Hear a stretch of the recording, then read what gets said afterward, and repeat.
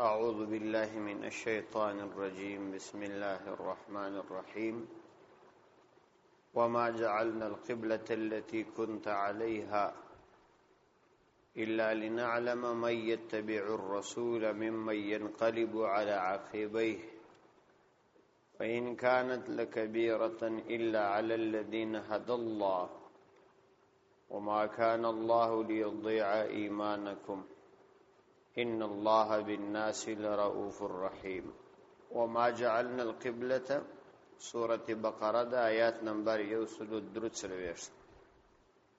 وما جعلنا القبلة التي او مجند غرزولي هغه قبله كنت عليها چتور باندې وي الا لنعلم مگر د فارد دي چې مشفوسو من يتبع الرسول چې څوک تابعداري کوي د رسول ممن د هغه شا څخه ينقلب چې ګرځي على عقبيه فرخل دواړو پوندیو باندې وان كانت لكبيره او بشک دا خبره درنه ده الا على الذين مگر نه پرا کسان باندې هذا الله چې الله عز وجل ورته هدایت کړي او ما كان الله او ندي الله عز وجل ليضيع ايمانكم چې تاسو ایمان دي ضایع کړي ان الله بالناس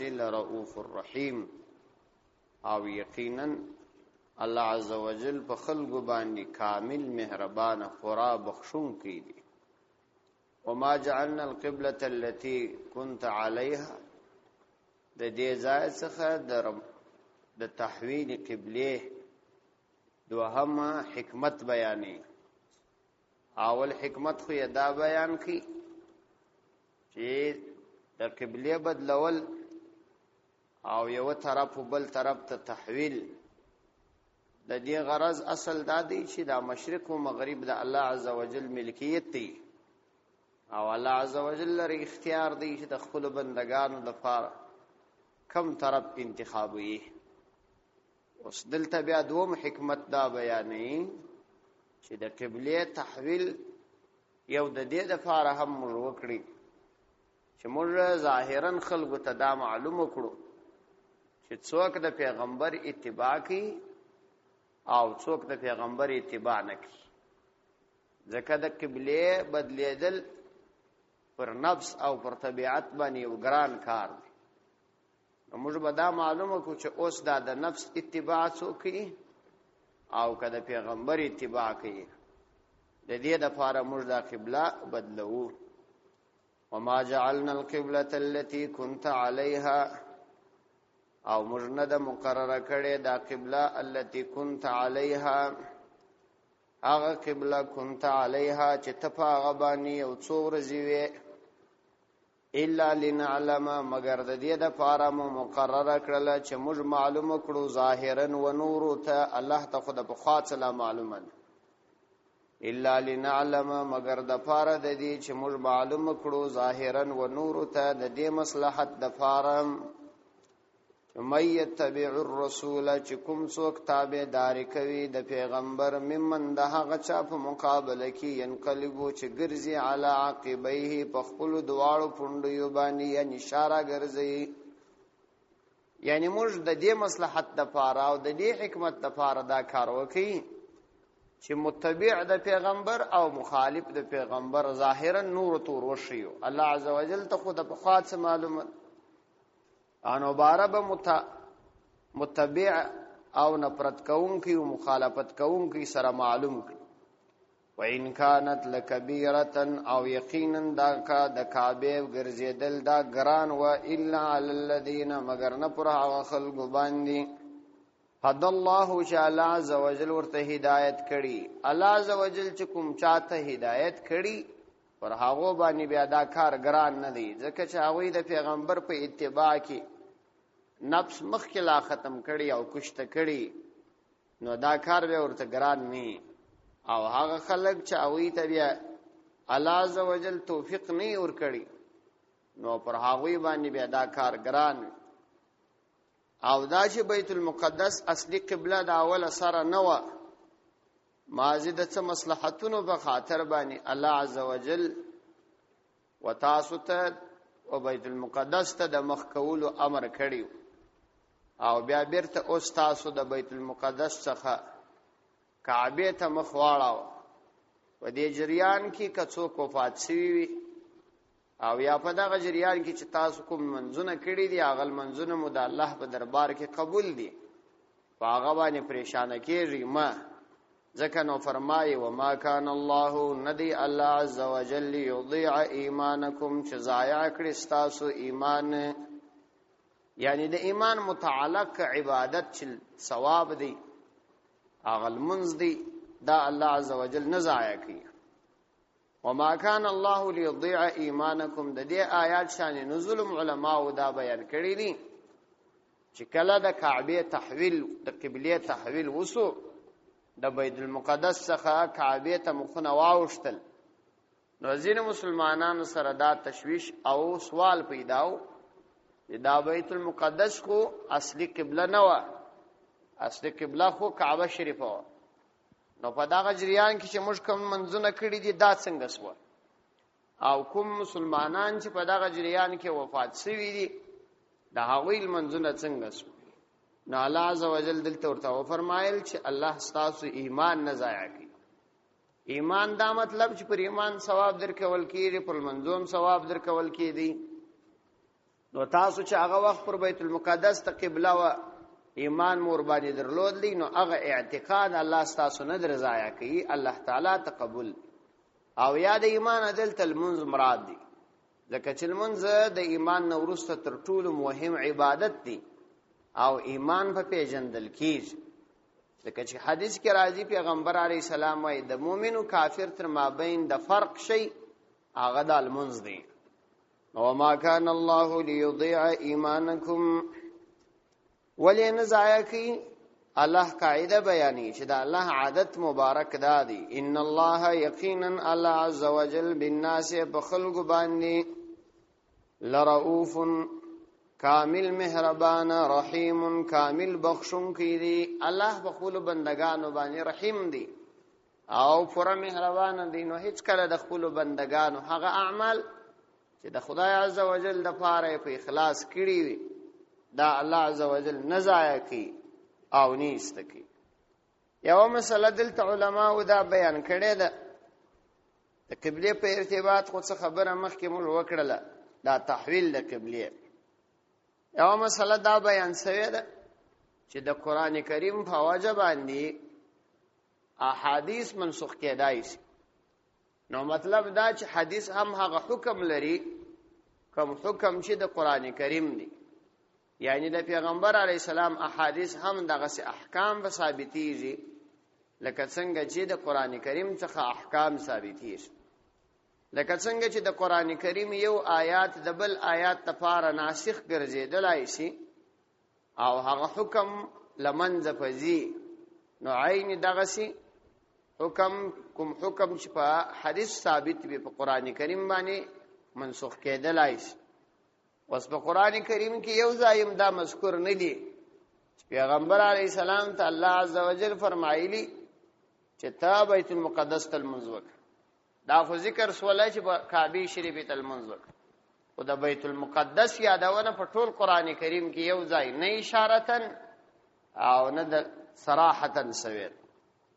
معلوم اصول چې بیت المقدس ته المنځ د پیغمبر علی السلام په وینا باندې سویو، قرآنی آیات نور باندې راغلي. نو د دې صدا معلومی دي چې د پیغمبر علی السلام احادیث عین دغه حکم لري، کوم حکم چې د قران کریم دی، یعنی احکام ثابتې. اوس د قران کریم په دې آیات باندې هغه بیت المقدس ته چې المنځ د پیغمبر علی السلام په وینا سویو هغه حکم منسوخ شو. نو یو مسله خدا راغله. دومره مسله دا چې را اوتل چې د یو سړي خبر د واحد سړي خبري واحد چې موږ کوم حدیث ته خبري واحد وایو دا که قوي قرائن او دلائل ور باندې موجود و د قرآنی حکم د پاره ناسخه ګرځیدلای شي. یا د بل حدیث د فار ناسخ ګرځیدلای شي. دا یو اصولي مسله ده. احادیث پر درې قسمه باندې د فقها تقسیموي. دا زموږ د اصول په کتابو کې مدار اخی. یو حدیث متواتر دی. حدیث متواتر هغه حدیث توای چې په هر زمانه کې دومره خلکو را نقل کړي چې د هغو خلکو پر درواغو راجمع کېدل عقل ناممکنه بولي. دته حدیث متواتر وایي.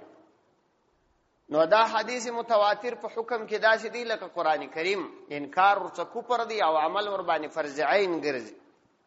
لکه د پیغمبر علی السلام نبوت د قران کریم را نقل دا په تواتر را نقل شوی دی. په هر زمانه کې دا قران کریم دومره زیاتو انسانانو نقل کړی دی چې پر درواغو د دون انسانانو جمع کېدل عقل نه تسلیمي. دوم حدیث مشهور دی. حدیث مشهور به هغه توای چې په هر زمانه کې تر دوو زیاتو کسانو نقل کړي یا درو یا تر درو زیات په هر زمانه کې دونو را نقل کړي. کچېری مثلا یو حدیث په یو زمانه کې زر کسان نقل کړي او په بل زمانه کې بیا یو کس نقل کړي دته بیا خبري واحد وایي. او خبري واحد بیا هغه توای چې په هر زمانه کې دوو کسانو او یا تر دوه کوم را نقل کړي ولو که په بعضی زمانو کې ډیر را نقل کړي. نو خبري واحد چې دی په حکم کې په نسبت تر حدیث مشهور او تر حدیث متواتر کم دی. دغه خبري واحد وای که په دلایل قویه باندې قوی سوی نو په دې باندې حکم ثابتېږي او حدیث متواتر او یا د قرآنی آیات نسخ اور باندې راتلای شي. د مثال په توګه چې دغه د کعبه شریفه د تحویل مسله و نو یو صحابي د بنو سلمہ په مسجد کې د المنز د پیغمبر علی السلام لیدلی. دغه یو صحابي راغلی په مدینه منوره کې په یو مسجد کې هغه نور ته ویل هغه فورن بس مخونه واړول د کعبه شریفه ته طرف ته. دا بل ورځ بیا د مسجد قباء په مسجد کې سحر وختي دا یو کس رالی خبره وروړي یا بل کوم کس راغلی هغه مخونه واړول. معلومه سول چې د یو سړي خبره معتبر دي لیکن و چې قوي دلایل ولري. هغه څنګه هغه دا ورسته راځي چې پیغمبر علیه الصلاۃ والسلام به د فخواڅ په دې شوق او په دې فکر وو چې کاش کې ز بیر تخپل قبله ته چې زموږ خپل کعبه د هغه ته مخ واړو او الله عزوجل ماته د دې امر وکړي. بار بار به د دې په انتظار پیغمبر علی السلام اسمان ته کتل چې وحی راشي.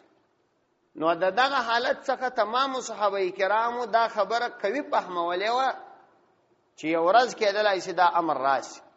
نو هغه په خوانی حالت پر دې باندې دلیل سو. نو چې کله دا مازه خبر راوړي ټول ومن نو گواکه قرائن کوي یک قربانی موجود و بیا دغه دلیل د نسخه ګرځیدلای شي. یاو درېمه مسله داراو وته چې د خارج الصلات سړي چې د مانځه صدا باندې او د نن په مانځه کې یو کس ته امر دالمنس پاسې دی کې نه پاسې دی. اوس خدا کسان په مسجد کې پر مانځه ولاړ دي یو خارج الصلات کس دی د مانځه صدا باندې دی هغه رالی و دغه کسان ته ویل چې د قبله طرف داري دی فورن مخونه واړول. نو دا خو یې د خارج الصلات سړي اتباع وکړه او په مانځه کې د خارج الصلات سړي اتباع فقها وايي چې المنځ پاسې دي. نو دلته د المنځ پاسې څوي کله دی پاسې څوي. دا یو مهمه مسله ده.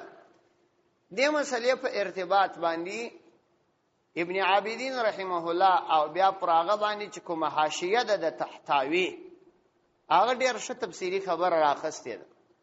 عینی رحمه الله راخسته ده وایي چې کچيري دغه امر د دې سړی وو چې تا ته خارج الصلات یو سړی رالی درته ویل چې دا کار وکړه کدا امر تا په دې خاطر باندې تسلیم کړي چې د خواهش وو نو بیا د المنص پاسې دي او کدا د خواهش نو بلکې شرعي امر و د درته راوړي نو بیا یې خبره منل پروا نه لري، بیا دا رواج جایز دی. د مثال په توګه د دې یو مثال، تا لمونځ کاوه قبله درڅه غلطه، یو سړی درته ویل چې طرف د قبلې دا دی، اوس تا د دغه سړي خبره ومنل، او په دې خاطر دې نه ده منلې چې دا د امر دی، په دې خاطر دې ومنل چې دا د الله تعالی امر دی، نو تا په حقیقت کې د الله تعالی د امر اتباع وکړه. د الله تعالی د امر اتباع کول دا لمونځ نه فاسد. او که دې اتباع د ده وکړه، مثلا د درته وویل چې د اواز یې لوړ کړه، اوس خدا شرعي امر نه دی د اواز د لوړېدو، او یا د اواز لږ کرار کړه، تا ومنله، په دې صورت کې ستا لمونځ فاسدېږي، ځکه تا دلته د الله تعالی یا د پیغمبر علیه السلام اتباع نه کړې، تا د ده د حکم اتباع وکړه. عین دغه ته ورته مسله په دې کې هم راځي. اوس یو سړی وایي که چیرې په صف اول کې ولاړو او ته راغلې د شا په صف کې یوازې ته وې، بل هېڅوک نه و، نو په دې صورت کې د فقې د کتابو مسله دا ده چې دا د مخ د صف یو کس راکش کړه، هغه قرار راکش کړه او خپل طرف د خپل ځان سره یې ودرو. اوس هغه سړی چې تا د اول صف راکش کړي، هغه ستا خبره دا ده ومنل، دا دې د سر راشاته شو، نو دلته هم غیر ته په دغه وخت کې چې هغه راکشی په لمانځه کې نه یې داخل، هغه په لمانځه کې داخل دی، نو خارج الصلات یو کس دی، دغه کس په لمانځه کې دننه دی، دا دې راکشي د ځان سره ودراوه، په دغه صورت کې هم دغه سړي لمونځ نه دی فاسد شوی. دا ځکه چې دغه اتباع دغه سړي په دې خاطر نه ده کړې چې دا د غوښتنه ده، بلکې دا د الله تعالی او د پیغمبر امر دی، نو دا کار کړي. معلومه سواله چې د خارج الصلات سړي اتباع په داسې کار کې که هغه په غلطي باندې واقع و، تا ورته وویل، نو تا د ځان لپاره نه دی ورته ویلي، بلکې تا یو شرعي امر ورته وشو دی، نو دا لمونځ نه فاسدي. او که اتباع د ده وکړله سوه، نو بیا دا لمونځ فاسدي. بس دا یو مسله سوه.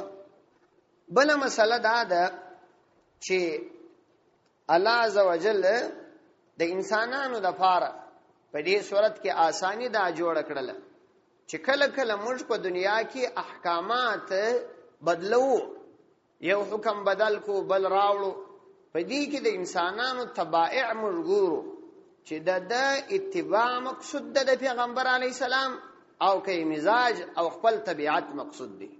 نو معلومه سول چې په شریعت کې به سړی مزاج نه ورګړي، که مزاج ورګړ سو په شریعت کې بیا سړی اتباع نشي کولای. زه د دې مثالونه درته وایم، په موږ کې د دې ډېر مثالونه شته چې په ډېرو ځایو کې موږ د شریعت د اتباع پر ځای خپل مزاج او طبیعت ګډ کړي. هغه دا دی د مثال په توګه چې کله سعودي کې یا په یو بل علاقه کې سپوږمۍ ولیدل سول، میاشت ولیدل سوله، او خلکو دلته روژه ونیول، نو عموما د خلکو مزاج دا وي چې دا روژه نو کمه سو، حالانکه دا نه ده کمه سوې. شریعت امر دا هغه دی چې میاشت کله 29 راځي او میاشت کله 10 راځي، نو دغه میاشت کله 29 دا شرعي امر دی، ته په دې نه امر خامخا به 10 روژې بیا پوره کوي. بیا نو دلته خامخا خبرې کول چې میګویانې شروع کړي چې میاشت خو نه یوه روژه خو یې در باندې وخوړه، یوه روژه خو یې در باندې وخوړل، بیا د دې څه ځان نشي خلاصوی. دا اصل کې طبیعت دی، دا د شریعت د اتباع خلاف کار دی. شریعت چې امر درته وکړي بس هغه به منې، طبیعت به پرېږدي. قد نرى تقلب وجهك في السماء فلنولينك قبلة ترضاها فول وجهك شطر المسجد الحرام وحيث ما كنتم فولوا وجوهكم شطره وإن الذين أوتوا الكتاب ليعلمون أنه الحق من ربهم وما الله بغافل عما يعملون. قد نرى يقينا مجوين تقلب وجهك استاد مخ اړول، استاد خپل مخ اړول په السماء د اسمان طرف ته، فلنولینک نو جردی چې موږ به راواړو تا قبلتنا قبله لرا ترضاها چې ته ور باندې خوشاله شې. فولی وجهک شطره نو وګرځوه وجهک خپل مخ دې شطره د دې کعبه طرف ته، شطر المسجد الحرام د مسجد حرم طرف ته، وحيث ما كنتم او هر ځای چې وحيث ما هر ځای کنتم چې تاسو یاس فولوا وجوهکم وګرځوي خپل مخونه شطره د دې کعبه طرف ته. وان الذين يقينا كسان اوتوا الكتاب چاغوي ته کتاب ورکړل سوی دی لا يعلمون انه الحق اغوي فوهيږي انه چې یقینا دغه تحويل الحق حق دی ان من ربهم د دې درف د طرف وما الله بغافل عما يعملون وما الله او ندي الله عز وجل بغافل بخبر عما دهغه يعملون چې دوی عمل کوي. دوم حکمت او یاد ریم حکمت الله عز وجل د دې تحویل قبله بیانې چې د دې د اړولو دریم حکمت دا دی چې موږ ستا اشتیاق او زیات شوق بار بار ولیدي چې ته د الله عزوجل طرف ته بار بار په دې دعا او په دې فکر کیه چې کاش کې دغه کعبه بدل شي او زما قبله کعبه وټاکل شي د بیت المقدس پر ځای باندې. نو چون کې د مقبولان الهی د خدای عزوجل د مقبول بندگانو دعاګانې خو نه ردي، نو الله عزوجل د دعا قبلوي. قد نرى تقلب وجهك یقینا مجوینو تقلب وجهک استاد مخ اړول، یعنی بار بار استاد مخ ګرځیدل په سماء د اسمان طرف ته، او چون کې مشتستا راضی کول منظور دی، نو موږ وعده کوو چې فلنولینک قبلة ترضاها چې خامخا به موږ وګرځو تا قبلتن هغه قبله ته ترضاها چې ته په هغه قبله باندې راضي ته ورڅ خوشاله. نو دا دی فورا حکم درته وکي چې فولي وجهك شطر المسجد الحرام، نو وګرځو خپل مخ دې شطر المسجد الحرام د مسجد حرم طرف ته. پیغمبر علیه الصلاۃ والسلام ته یواري الله عزوجل د حالت او کیفیت یادونه وکړه چې ستا دغه حالت او دغه کیفیت دی، او بیا یې ورته وعده ورکړه، او د وعدې وروسته فورا ودته امر وکړي چې خپل مخ د کعبه طرف ته واړوه. دلته یو مسله دا راغله چې الله عزوجل د خپل بندگانو د لپاره آسانی وکړه، دا یې ورته ونه ویل چې فولي وجهك الى القبلة چې تخپل مخ د قبله طرف ته واړو، او دا یې ورته ونه ویل چې فولي وجهك الى البيت تخپل مخ د دې کوټې طرف ته واړو. ولی د کوټې طرف ته مخ اړول او یا خاص د دې خونی طرف ته مخ اړول دې کې حرج دی، په دې کې تکلیف دی.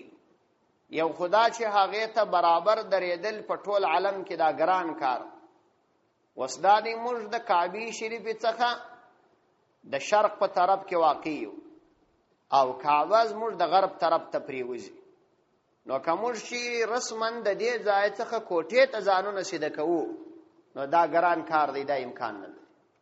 نو الله عزوجل د دې پر ځای مسجد حرم وایا چې یوازې کعبه شریف نه د مقصود، بلکې ټول حرم ته چې تاسو ځان مخامخ کی نو تاسو منځ کیږي، او ټول حرم ته هم مخامخ کېدل ګران کار.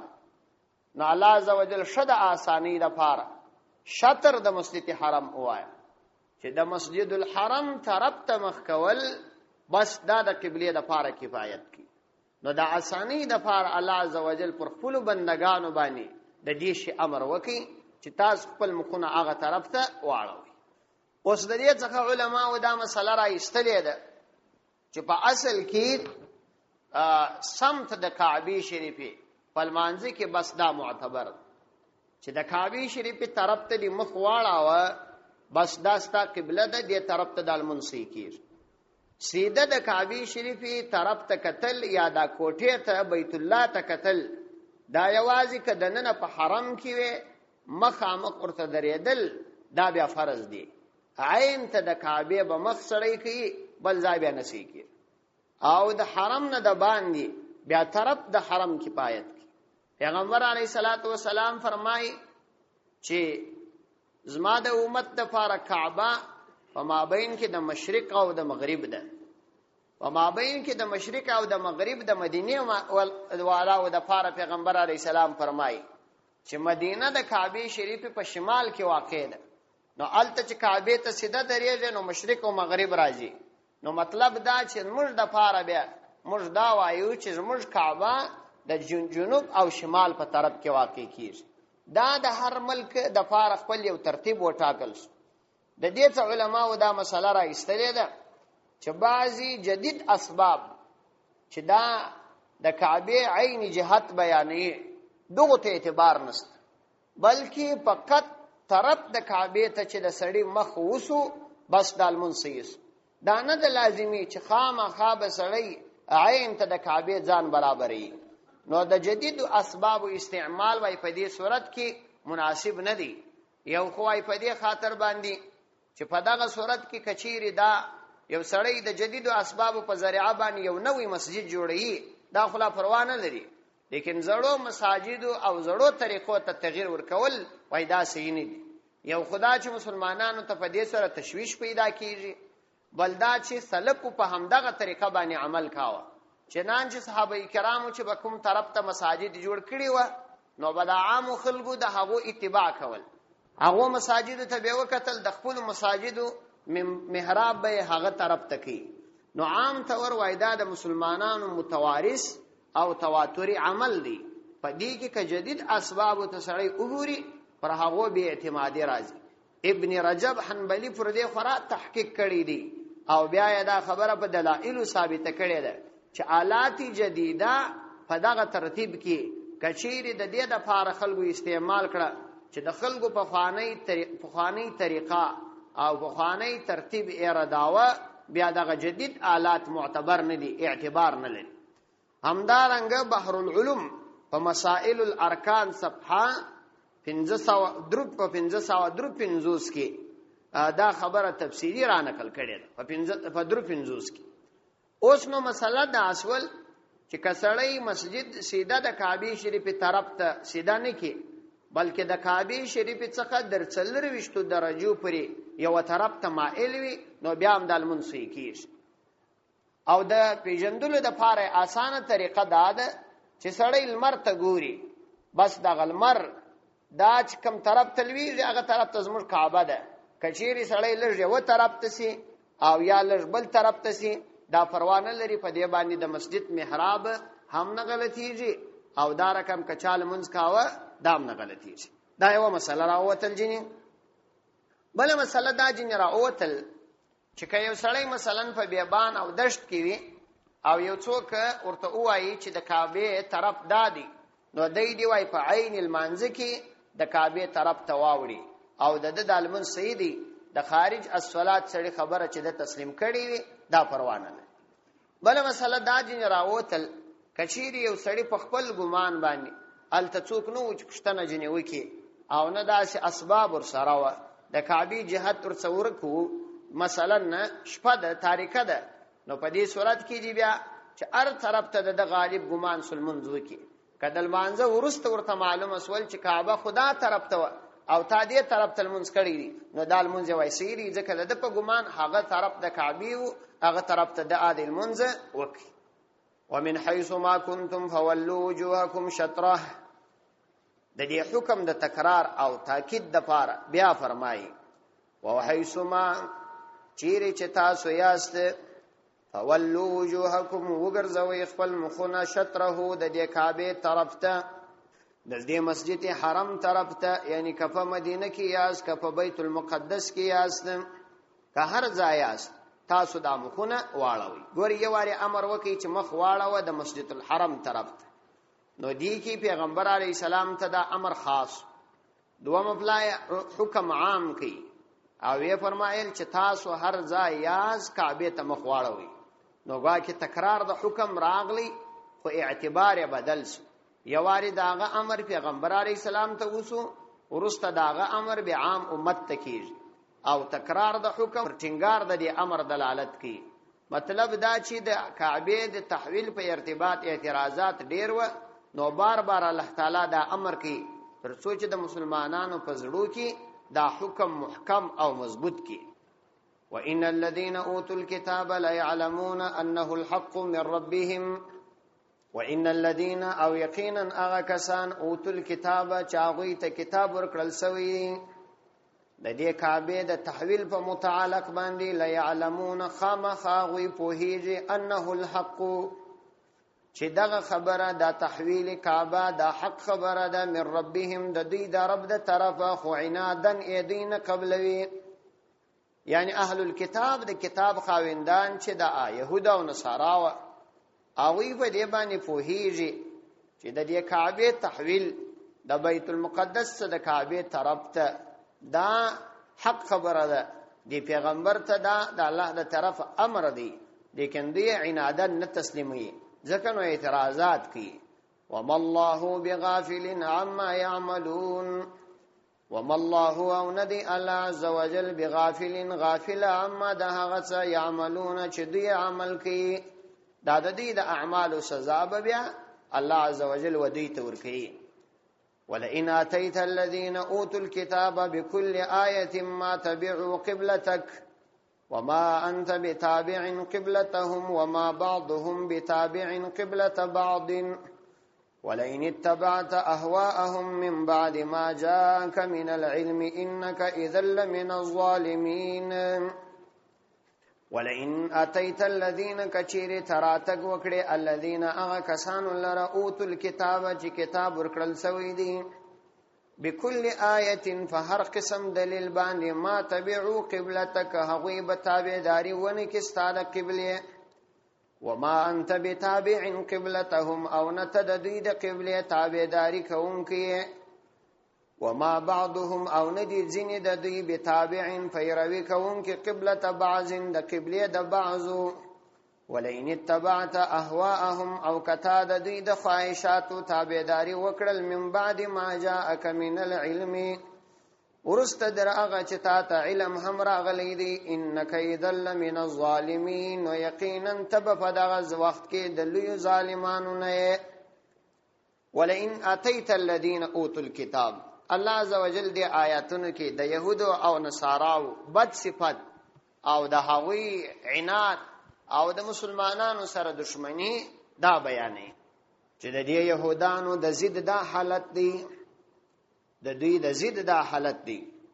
ولئن اتيت الذين كتراتك وكي الذين اغا كسان لرا اوتوا الكتاب چې کتاب ورکړل سوی دی بكل آیه فهر قسم دلیل باندې، یعنی د دنیا ټول دلائل ورته راوړي ما تبعوا قبلتك استاد قبله تابعداري بونه کې استاد قبله تابعداري بونه کړي نو ته هم د دې موافقت مکوه، نو د دې د موافقت امید کول دا مناسب نه ده. وما انت بتابع قبلتهم او ته هم تابعداري کوونکی نه د دوی د قبله، مطلب دا چې ستاده قبله څخه به هیڅ کله دا حکم منسوخ نشي، همیشه به تداغه قبله تل منځ کې.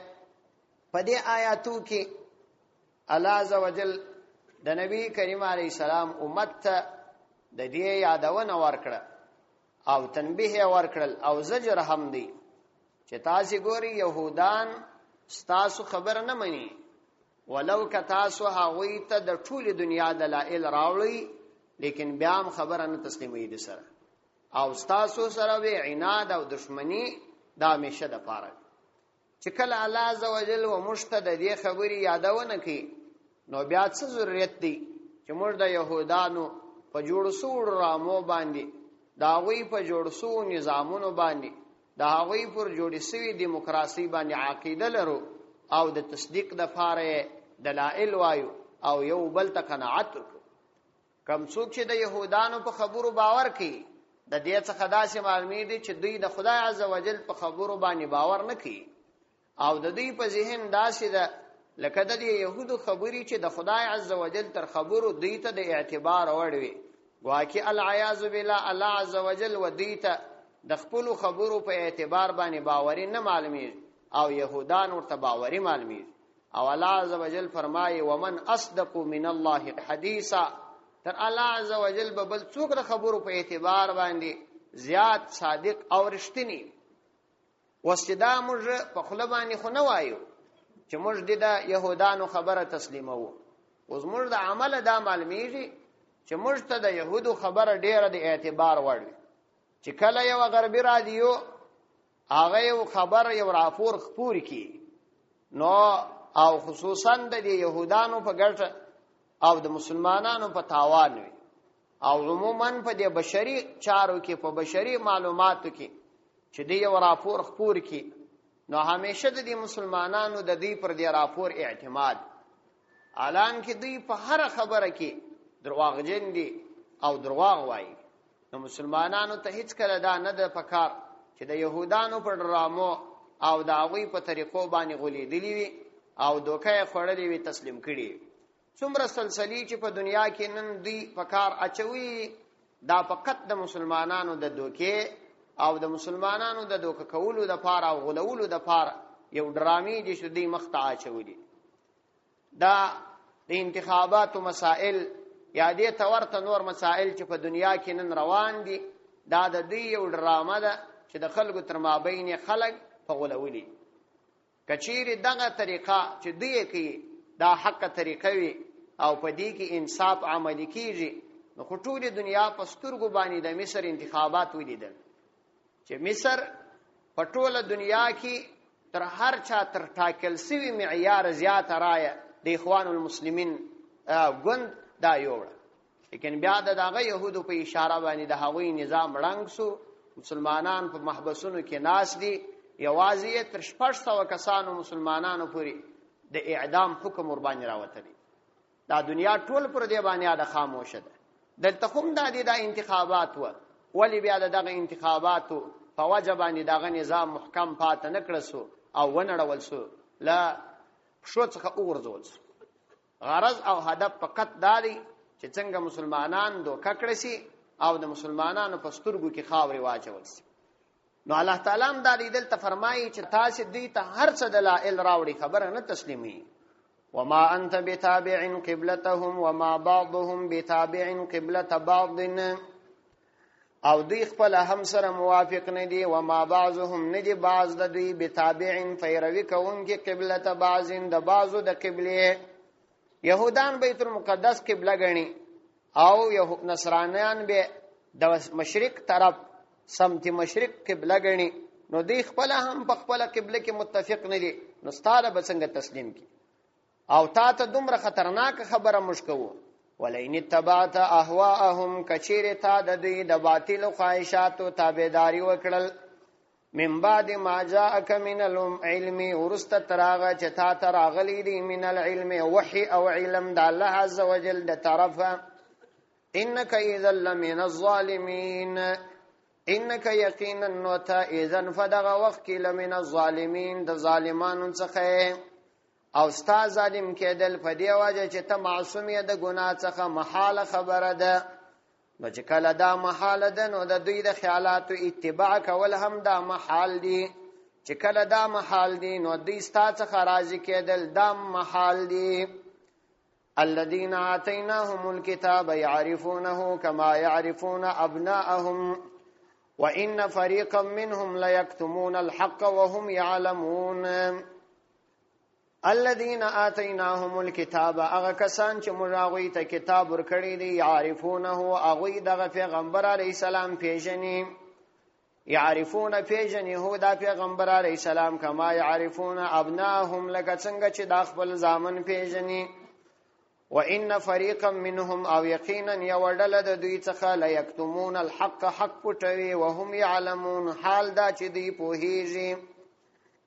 الذين آتيناهم الكتاب د يهودانو عناد او حسد بیانې چې دوی په دې باندې شپوهیږي چې دا مسائل حق دي او دا د مسلمانانو حق دي، یعنی اوس په یو ملک د اسلامی نظام راوستل دا د مسلمانانو حق دي، او مسلمانان خپل ځان ته قانون او خپل ځان ته ترتیب لري، بل چاته د دې څه حق دی چې د مسلمانانو په نظام او د هغوی په کورونی چارو کې لاس وهنوي. دا د مسلمانانو حق دی چې خپل ښځې نه راباسي، فاحشه نه جوړي، دا د مسلمانانو حق دی چې سرمایه‌دارانه نظام نه قبلي، د اشتراکیت نظام نه قبلي. او مسلمانان ځان خپل قانون لري، خپل نظام لري، خپل کتاب لري، په دې باندې د دې ښه سر خلاص دي چې دا د دې حق دی، خو بیا یې نه پرېږدي. نو الله فرمایي الذين آتيناهم الكتاب يعرفونه كما يعرفون أبناءهم. الذين اغكسان آتيناهم الكتاب چې موږ هغوی ته کتاب ورکړی دی، یعنی د یهود او نصاراو ته. يعرفونه دوی پیژني دغه رسول علیه السلام د علاماتو په حیث چې دا رسول دی. کما يعرفون ابناءهم، لکه څنګه چې دوی پیژني ابناءهم خپل زامن په صورت او شکل باندې. څنګه چې خپل زامن په صورت او شکل پیژني او هیڅ کله نه جنې غلطیږي، په علائم باندې دغه سي دوی دا پیغمبر علی السلام پیژني. لیکن داغه باوجود وان فريقا منهم لا يكتمون الحق، او یقینا یو ډله د دوی څخه لا يكتمون الحق، حق پټوي، وهم يعلمون، حال دا چې دوی پوهیږي، په دې باندې پوهیږي چې دا د الله پیغمبر دی، خو بیا هم دوی حق پټوي او د دې پیغمبر علی السلام علائم نه بیانوي. لکه څنګه چې یو پلار او مور اولاد پیژني، په دې باندې پوره علم ور باندې لري چې دا زما زوی دی، د رنګ او د شکل په اعتبار باندې. ځکه چې زوی د مور او پلار اولاد د مور او پلار په مخ کې رالوی سي، دا ټول وجود د خپل مور او پلار څخه د اولاد د وجود دا پټنی دی، پوره علم ور باندې لري. نو ځکه الله عز وجل و فرمایل چې دوی دا رقم دا پیغمبر په دې علائم باندې پیژني لکه دا خپل زامن چې پیژني.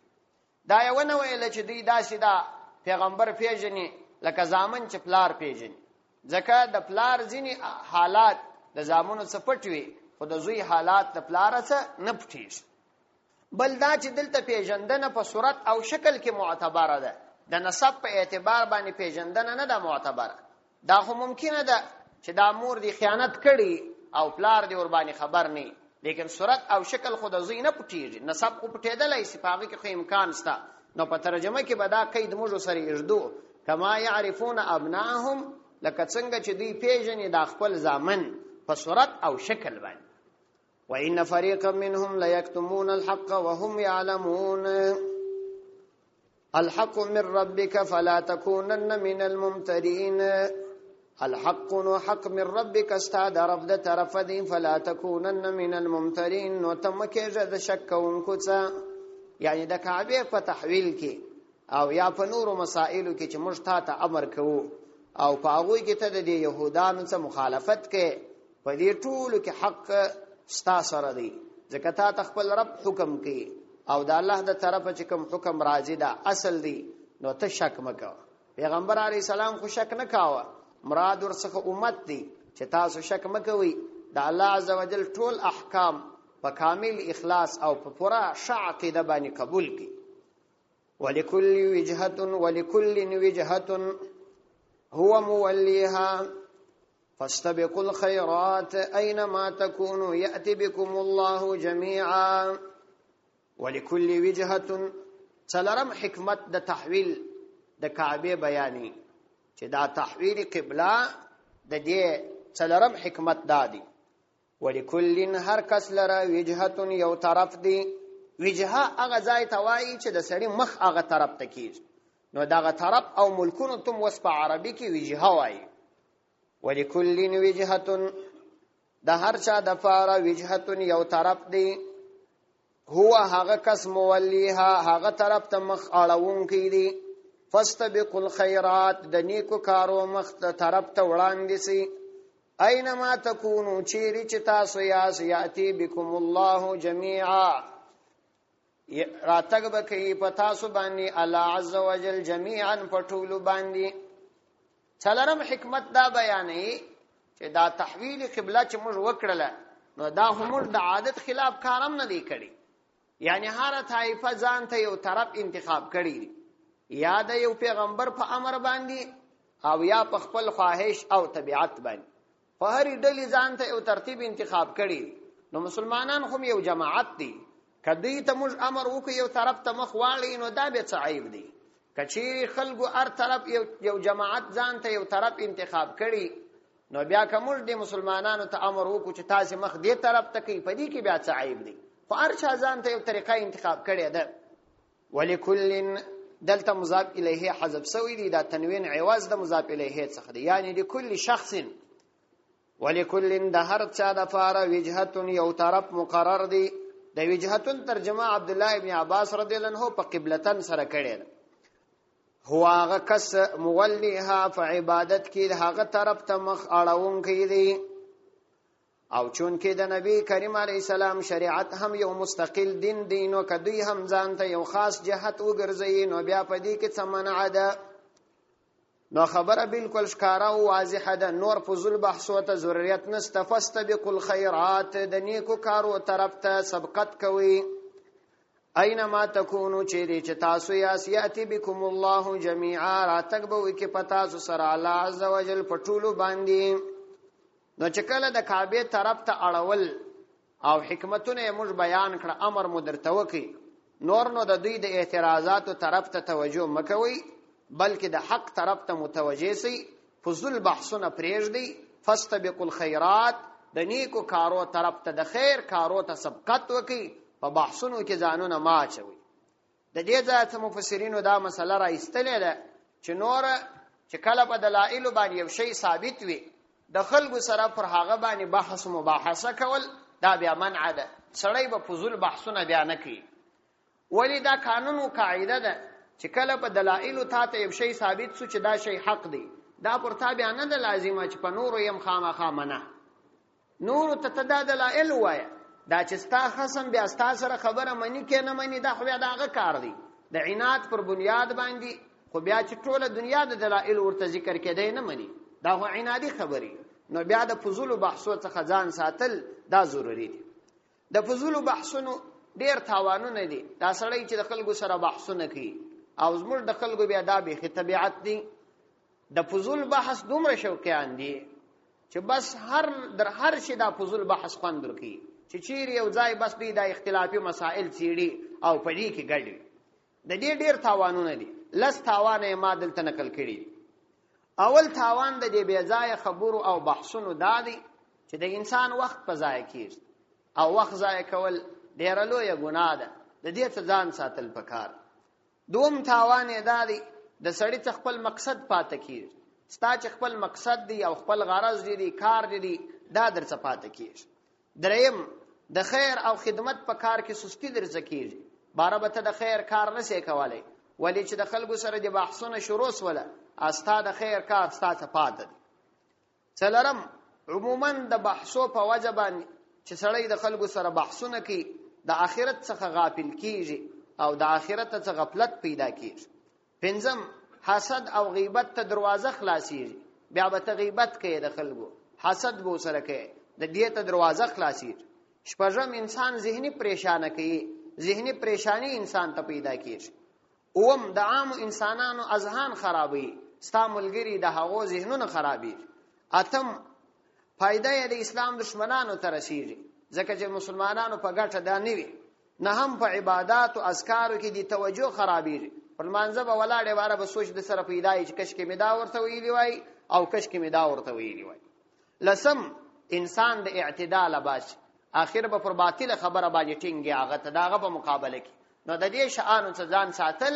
دا ډیر ضروری دي تلک عشره کامله اينما تکونو نو چې کله فضول بحثونه پرې شودل ضروری دي چې دا پرېږدي او ستاسو خبره هغه حقیقت خبره ده نو کچا اعتراضات در باندې کول اعتبار مور کوي ځکه چې اينما تکونو چیرې چې تاسو یاسیاتی بكم الله نو یو ورځ براتک کی پتا سو باندې الله زوجل جميعا پټولو نو بیا چې کله تاسو آخرت ترازی نو په دنیا کې د خلکو پر خبرو باندې ډیر ورمنې سي او مد خلکو اعتراضات ته ډیره توجه کوي ځکه په دې وجه باندې تاسو څه د خیر کار خدمت د دین خدمت پاتې کیږي خبرې پرېږدي کوي دي بیا به یو ورځ الله عزوجل تاسو او دوی ګر سره راجمه کی او د دې خبرو تحقیق به وسی نو بیا څه مسله ده چې دومره زیات په پریشان یاست او پر دغه وخت چې کله د آخرت په ورځ راجمه سي پر نیکیو جزاء پر بدو اعمال او سزا د الله عزوجل د طرف راځي ان الله على كل شيء قدير.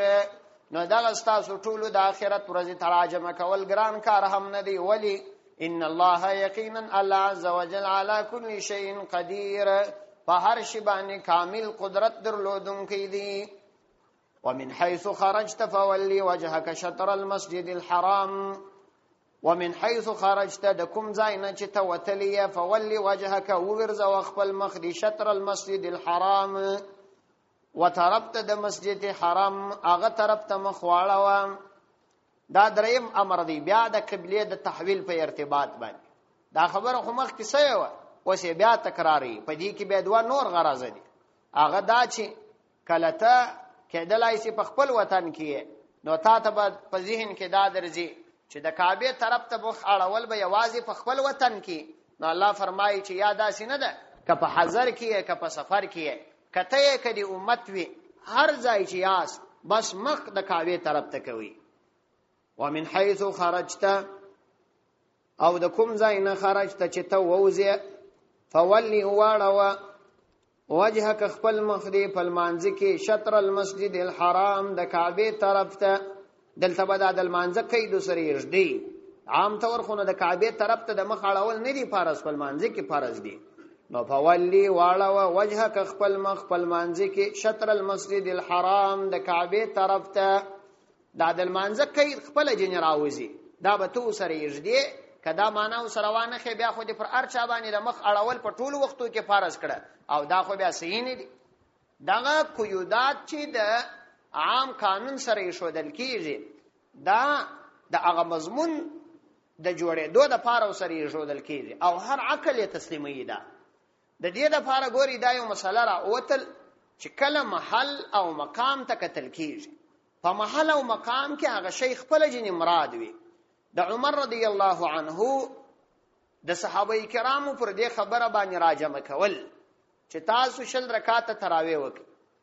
واستذینو خلکو څخه دا اعتراض اوریدل کیږي چې عمر رضی الله عنه باندې کړي، حالانکه دا مقام ته چې سړی وګوري او د عقل څخه لږ کار واخلي، دا به څنګه ممکن وي چې عمر رضی الله عنه دې پر شل رکعات تراویح صحابه کرام جمع کړي او خپل دې بیان کړي؟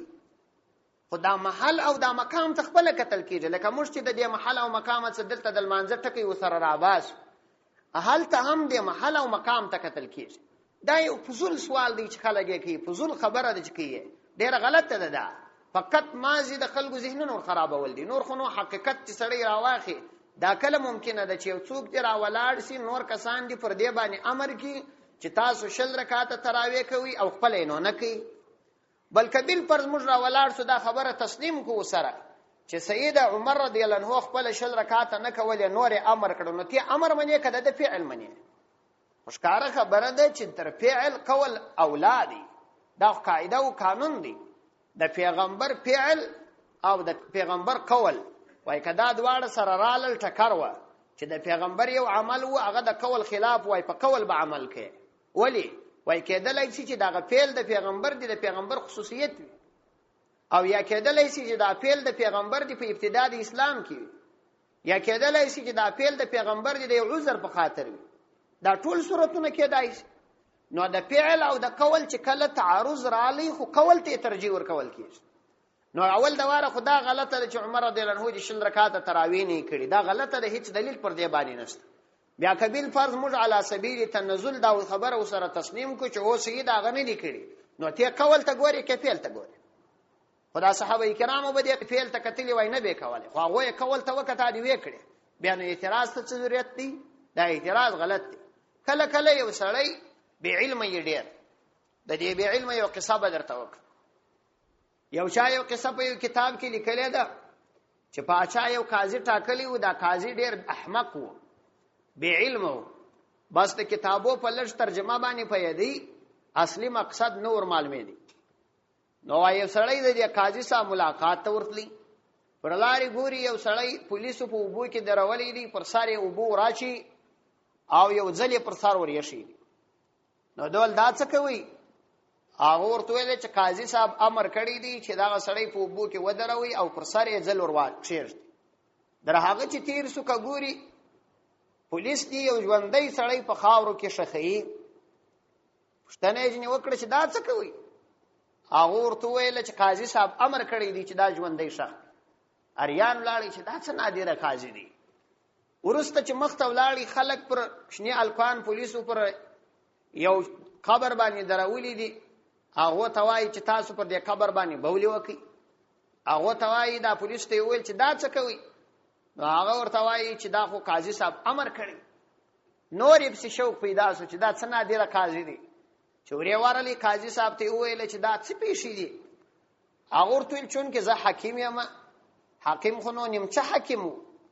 ول دغه اول سړی چې اوبه خلک پر اچي او ځلې پر سر پروت دی، دا ما ته رالی ما ته وویل چې د قبض مریضي ما ته راپېښه. نو ما د حکمت په کتابو کې لیکلي وه جلاب، هغه لیکل سوي وه جل آب، جلا جلا لیکل سوي وه. نو ده دا فکر کړی و چې ځل د اوبو، نو دا معنا مې ځنې واخیستله چې پر سر یې ځل ور واچوئ په اوبو کې دی ولاړ. هغه په اصل کې د جلاب لیکل سوی و چې جلاب دا ضروري دی چې دا جلاب وکړي. یو قسم مواد دي مسهله ماده ده چې وی خوري په هغه باندې بس همس. نو دا یې معنا غلطه کړې او په اوبو کې درولې. او دا بل کیسه چې بیا ده ول دا داسې وه چې دلته یو سړی ورک سو. چې ورک سو نو کوروالا یې راغله. نو بیا یې موږ د کوروالا نکاح د بل چا سره وکړل ځکه هغه مفقود و. مفقود خو نو ورک وي. وروسته اوس هغه سړی دا دی راغلی دی. نو ما چې کتابونه راواړول چونکې زه مجتهد هم یم د ځانه څه مسائل را باسم. نو د فقه په کتابو کې مو وکتل لیکل سوي و چې المفقود کالمیت، ورک داسې دی لکه مړی. مفقود کالمیت خو معنا یې دا ده چې په احکاماتو کې دغه ورک سړی داسې دی لکه مړی. یعنی دا مطلب چې میراث د ده نه تقسیمیږي او دی هم د چا څه میراث نشي وړای. او کوروالا چې هغه داسې ده که هغه وخت د مفقود تیر سو نو دا د بل چا سره نکاح کولی شي لکه د مړي کوروالا چې عیده یې تېره سي بل ځای نکاح کولی شي. نو وایي دا خو داسې دی لکه مړی یعنی مړ دی. نو ما وویل چې دا خو هسې مازې د ژوندي امر دته کېږي، دا واخې ژوندی یې ښخ کړي، دا خو مړ دی. او دغه بل کار چې مې کړی دی دا مې په دې کړی دی چې د دغه الکانو مور پلار به چې کله به غوسه سوله نو بیا به مې په قبر باندې بولې لا نه کوي. ول ما اوس د دوی دغه ارمان ورپوره کاوه چې دا دغه مې دلته درولي دي پر دغه قبر باندې چې دا بولې ورباندې وکړي. دا د دوی ارمان ورپوره کوم. هغه ول دا څونه احمق دی، خو قاضي دی مخامخ سړی ورته ویلی هم نشي. نو بیا یې پوښتنه ځینې وکړه چې ستا نوم څه دی؟ ول زما نوم دی قاضي منصور ابن موسی. قاضي منصور ابن موسی. او اوس په ما کې دا کسرې نفسي ډېره د عاجزي کوم. نو په دې خپل نامه کې مې تغیرات راوستلي. څنګه تغیرات دې راوستلي؟ والقاضي وایي دا غټې مرغۍ ته. نو ما پر ځان نوم ایښی دی د کبوتر. او دا منصور چې دی دا دوه توري دي، یو من دی یو سور دی. من 40 سیری. نو ما پر ځان باندې اوس د چاریاک نوم ایښی دی. او دا منصور وایي د سور شپېلۍ ته. ما د دې پر ځای باندې نوم ایښی دی د پوشاک. پوشاک دا معمولی آواز ته وایي، دا نوم مې پر ځان ایښی دی. او دا ابن خو نو زوی ته وایي، د زوی درجه م لوړه ده، ما پر ځای پر ځان باندې د بنت نوم ایښی دی. او دغه موسی چې دی دا مو رشته ته وایي. نو رشته خو د غټو وریښتانو ته مو وایي، ما پر ځان د پوشاک نوم ایښی دی. پوشاک دغه میده پشه مې پر ځان باندې ایښی. او دغه سا چې دی دا سی راځي، سی دیر شو ته وایي، ما 15 پر ځان ایښی دی. نو اوس زما نوم دی کبوتر ریتل. کبوتر ریتل بنتی پشم پوشاک 15. دا نوم مې پر ځان ایښی. نو دا دوغنه احمق کو په دې باندې نه پوهېدی. ځینې کسان دغسې احمقان وي، په شي پوهېږي نه. هلته یو ځای په کتاب کې یو تورې لیدلي سر یې نه وي په خلاصوي او بس یې خلکو ته رانقل کړي. نو دلته د لمانځه ټکی یو سره راځي. ومن حیث خرجت فولي وجهک شطر المسجد الحرام. او څنګه چې ته راوځې فولي وجهک نو واړوه مخ په لمانځه کې شطر المسجد الحرام د کعبې طرف ته. یعنی غرض که په سفر کې که په حضر کې قبله دی دغه یوه قبله ده. وانه للحق. او دا حکم عام د قبلې للحق حق دی من ربک ستا د رب د طرفه تمامو انسانانو ته دا حکم دی. وما الله بغافل عما تعملون. او ندی الله عز وجل بغافل غافل عما ده هغه څه تعملون چې تاسو یې عمل کوئ. چې تاسو یې عمل کوئ نو الله عزوجل داغه څخه غافل نه دي، تاسو په اعمالو باندې خبر دي. د آیات څو ځای دلته تکرار شو، نو د تکرار اصل وجه دا ده چې چون کې د کافرانو د طرفه څخه اعتراضات د کعبه د تحویل په ارتباط ډیر و، نو الله عزوجل دا امر بار بار تکرار کوي د دې لپاره ترڅو چې د دې بندگانو او د نبی کریم علیه السلام د امت په ذهنو کې د کعبه مسله دا شکلک په حقي. ومن حيث خرجت فولي وجهك شطر المسجد الحرام، او تکرارا بیا درته ویل کیږي ومن حيث خرجت، د کوم طرفه خرجت چې تووزی فولي وجهك وګرځو خپل مخ خپل مانځ کې شطر المسجد الحرام، وتربت د مسجد حرام. چې کله په سفر کې دا امر دی نو په حضر کې خو په طریقه اولاد امر دی وحيث ما كنتم فولوا وجوهكم شطره، او دا حکم یوازې تا ته نه دی بلکې تمام مسلمانانو ته دی او ټول دی واوري. وحيث ما كنتم چیرې چې تاسو یاس فولوا وجوهكم واړوي خپل مخونه شطره د کا مسجد حرم وتربت فالمانځ کې، نو خپل مخونه والمانځ کې د مسجد حرم طرف ته واړوي. لئلا يكون للناس عليكم حجة، لئلا يكون للناس عليكم حجة إلا الذين ظلموا منهم فلا تخشوهم واخشوني ولأتم نعمتي عليكم ولعلكم تهتدون. لئلا يكون د دې ځای څخه د تحویل قبله څلورم پنځم حکمت بیانې چې پنځم حکمت اینو دادي لئلا يكون دفار د دې چې نه دي سیل الناس خلق لرا علیکم پر تاسو باندې حجت س الزام الا الذين مغرنا هغه کسان ظلمو چې ظلم کړی دي منهم داغوی څخه فلا تخشوهم تاسو مبیریږي داغو څخه واخشوني ازما څخه وبیریږي ولئتم نعمتي عليكم ولعلكم تهتدون. ولئتم دفار د دې چې ز پوره کړم نعمت زما نعمتونه علیکم پر تاسو باندې ولعلکم تهتدون، او شاید تاسو تهتدون په هدایت باندې راسي د هدایت لار پیدا کړی. پنځم حکمت د تحویل قبله دا بیانې چې الله عزوجل ځکه تاسو ته د دې امر وکي چې په دې تورات او انجیل کې دا خبره راغله چې دغه اخیر الزمان پیغمبر یو علامه ده چې څو زمانہ به دی بیت المقدس ته منځ کوي او بیا به ورسته د بیت المقدس څخه قبله ته مخ اړي او د قبله به د کعبه. نو کومش دا امر نه وای کړی نو بیا به د يهودانو پر تاسو باندې حجت قائم وای، دلیل به در صفات وای چې په معلایمو کې د دې پیغمبر په تورات کې موږ دا علامه ویلې و هغه ولینه ده سوی، نو د دې د فاره موږ دا کار وکړو لله او د دې د فاره دا کار موږ وکړي لا يكون للناس چې ندي سي خلق لرا علیکم پر تاسو باندې حجت س حجت او دلیل.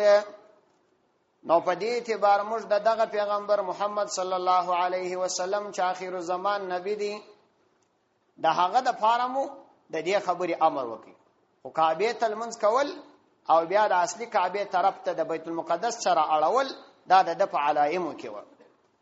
الا الذين مگر نه هغه کسان ظلمو چې هغه ظلم کړی دي منهم دا هغه څه ظلمو چې ظلم یې کړی دي منهم دا هغه یعنی ځینې ظالمان د اهل کتابو څخه اوس بل هم دا خبره نه مني او اعتراضات وکړي، نو دا هغه خبرې ته بیا توجه مکوي.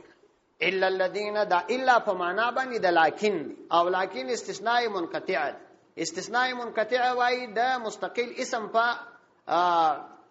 مقام ده، نو واکه دا خپل مبتدا ګرځي یعنی الا الذين لكن الذين په معنا د دې راځي مگر نه هغه کسان یعنی هغه به د اعتراض بیا هم کوي ظلمو منهم چې د دوی نه ظالمان دي، کوم کسان چې ظالمان دي هغه به د اعتراضات کوي، نو د دې اعتراضاتو به هیڅ فائدہ نه وي. نو فلا تخشوهم تاسو د دوی نه مبیریږي پروا ور باندې مکوي واخشوني زما څخه وبیریږي یعنی زما د احکامو د مخالفت په وخت کې زما د عذاب وبیریږي ځکه چې زما د احکامو مخالفت تاسو د فاره مضر دي.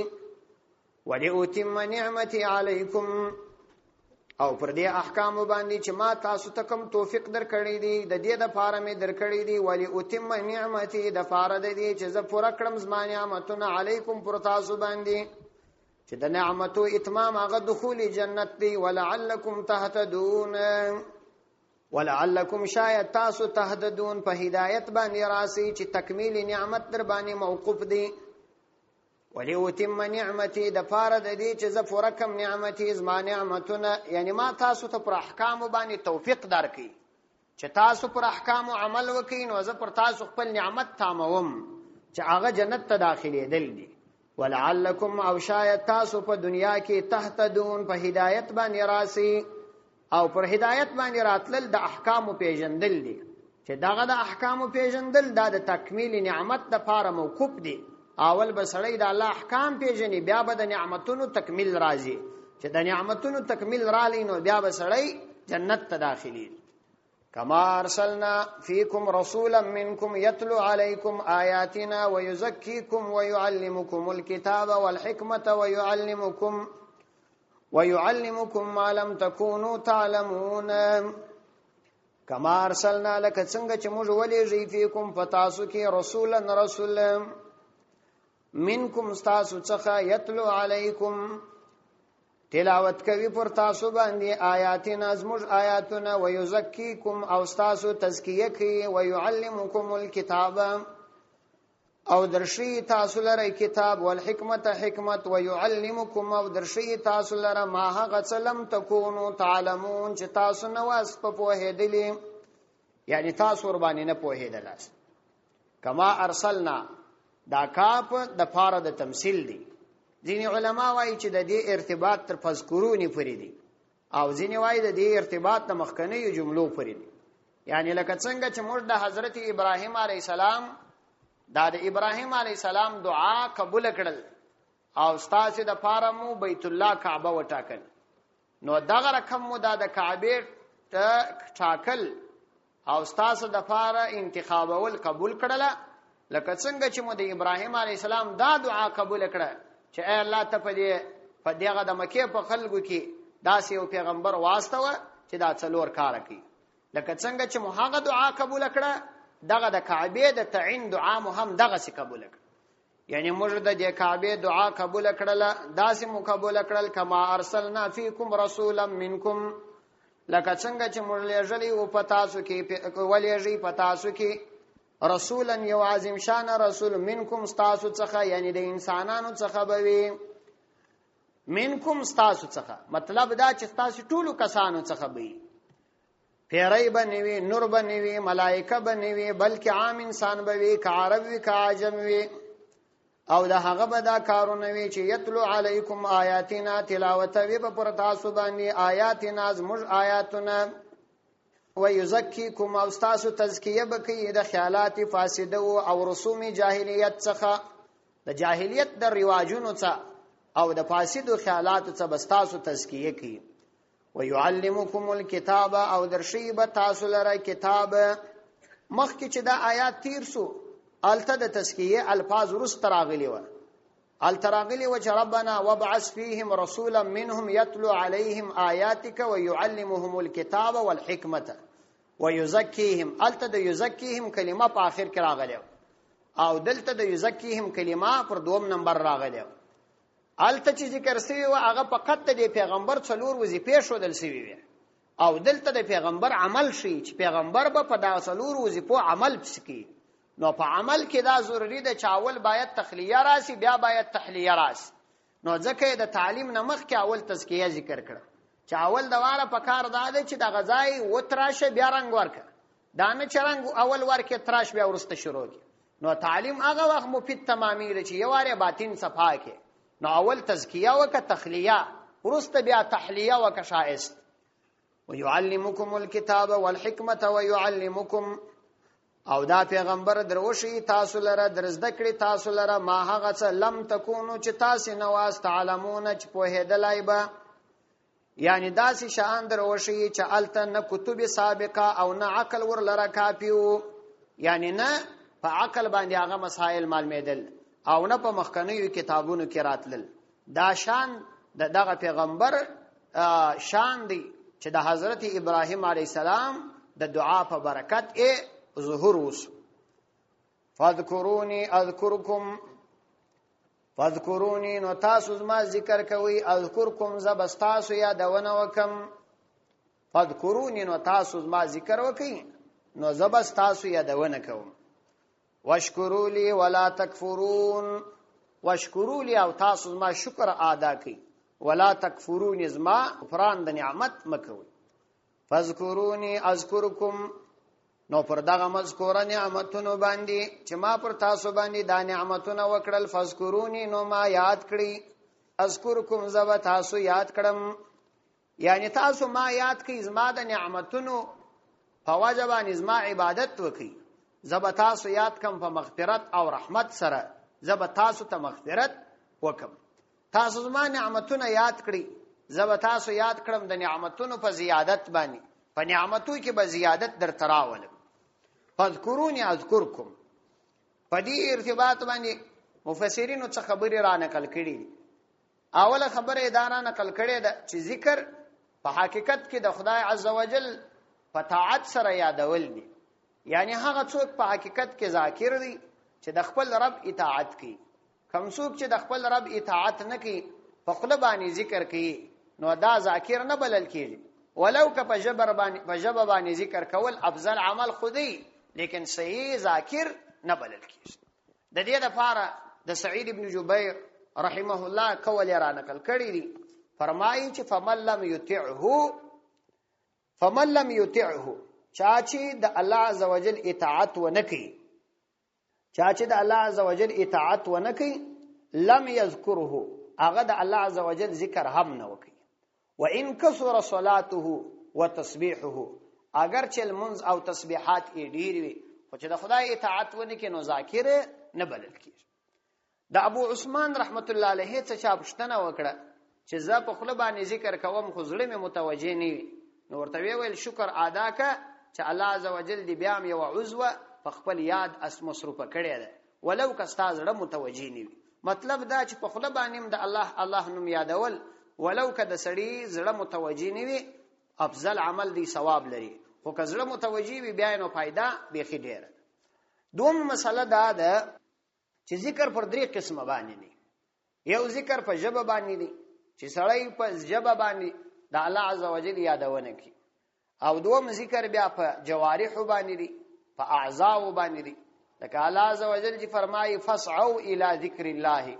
تاسو د الله ذکر ته په تیزی باندې ولاړ شئ یعنی تاسو د جمعې المنز ادا کوي د ادايه نه خو په جوارح باندې کیږي او دریم بیا ذکر د زړه دی ذکر د زړه تفکر توای چې زړه د الله تعالی د قدرت په دلایلو کې تفکر وکي فکر وکي تدبر وکي دی توای او علما وای د یو بزرګ کول را نقل کړی دي چې دی وای چې ما ته هغه وخت معلومیږي چې دا د اوس ما الله عزوجل یادې نو چا پښتنه جنې وکړه چې دا څنګه در معلومیږي ورته ویل چې کله زه د الله ذکر شروع کوم نو الله خپل وای چې فذكروني اذكركم بس ما تصدیقین شي چې الله عزوجل وس ما په خیر باندې یادې او ذکر به وای سړی په درو لحاظو باندې کوي د الله عزوجل د عظمت په لحاظ به کوي چې الله تعالی ډیر لوی ذات دی چې کله انسان د ذکر د کولو په وخت کې د الله عظمت حاضر کی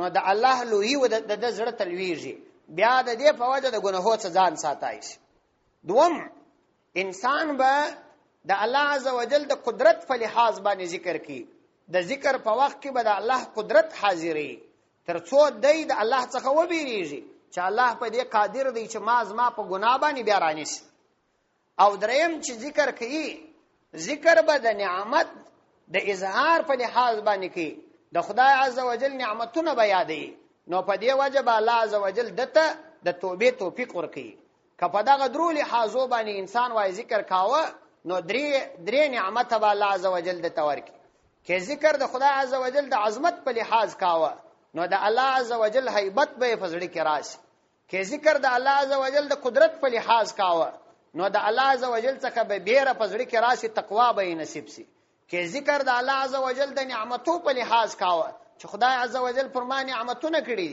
نو الله به د نعمتونو د شکر د اداینې توفیق ور نصیب کړي فذكروني اذكركم نو پر دغه مذکورو نعمتونو باندې زما ذکر وکړي، زما یادونه وکړي، اذکر کړم نو زه به مون په نعمتونو باندې یاد کړم او د مهرباني په شکل باندې به مو یاد کړم. واشکروا لی ولا تکفرون، او تاسو زما شکر ادا کړئ زما پر نعمت باندې، ولا تکفرون، تاسو انکار مکوئ په ترک د اطاعت باندې او په انکار د نعمت باندې. نو زما د نعمتونو انکار دادی چې یا خو تاسو د نعمت انکار وکړئ، نعمت نه بولی، او یا دا چې زما اطاعت نه کوئ، عبادت نه کوئ. شکر په حقیقت کې وایي چې اظهار د نعمت ته، د الله عزوجل د نعمت اظهار کول دې ته شکر ویل کیږي. او دا شکر هم پر درې قسمه باندې دي. یو شکر په ژبه باندې دی چې د خدای عزوجل د نعمتونو په ژبه یادونه کوه، لکه الله عزوجل چې سورۃ الضحى کې فرمایي په 11 نمبر آیات کې فاما بنعمت ربک فحدث، ته د خپل رب د نعمتونو یادونه کوه. دوم شکر په جوارح باندې دی، په د خپل اعضاء باندې د الله عزوجل د نعمتونو یادونه ده، لکه الله عزوجل چې سورۃ سبا کې 13 نمبر آیات کې د حضرت داود علیه السلام مبارک کې فرمایي چې اعملوا آل داود شکرا، اے د داود علیه السلام کورنۍ تاسو د شکر عمل وکړي. او دریم شکر په زړه باندې دی چې د الله د نعمتونو تصور او د الله د نعمتونو فکر د سره پیدا شي. یا ایها الذین آمنوا استعینوا بالصبر والصلاة ان الله مع الصابرین. یا ایها الذین آمنوا استعینوا بالصبر والصلاة ان الله مع الصابرین. ایغه کسانو چې تاسو ایمان راوړی دي، استعینوا کومک وغواړي، بالصبر فصبر سره، والصلاة فالمانځ سره، ان الله یقینا الله عز وجل مع الصابرین، د صابرینو سره دی. یا ایها الذین آمنوا د دې آیاتو د مخکنیو آیاتو سره ربط هغه دادي.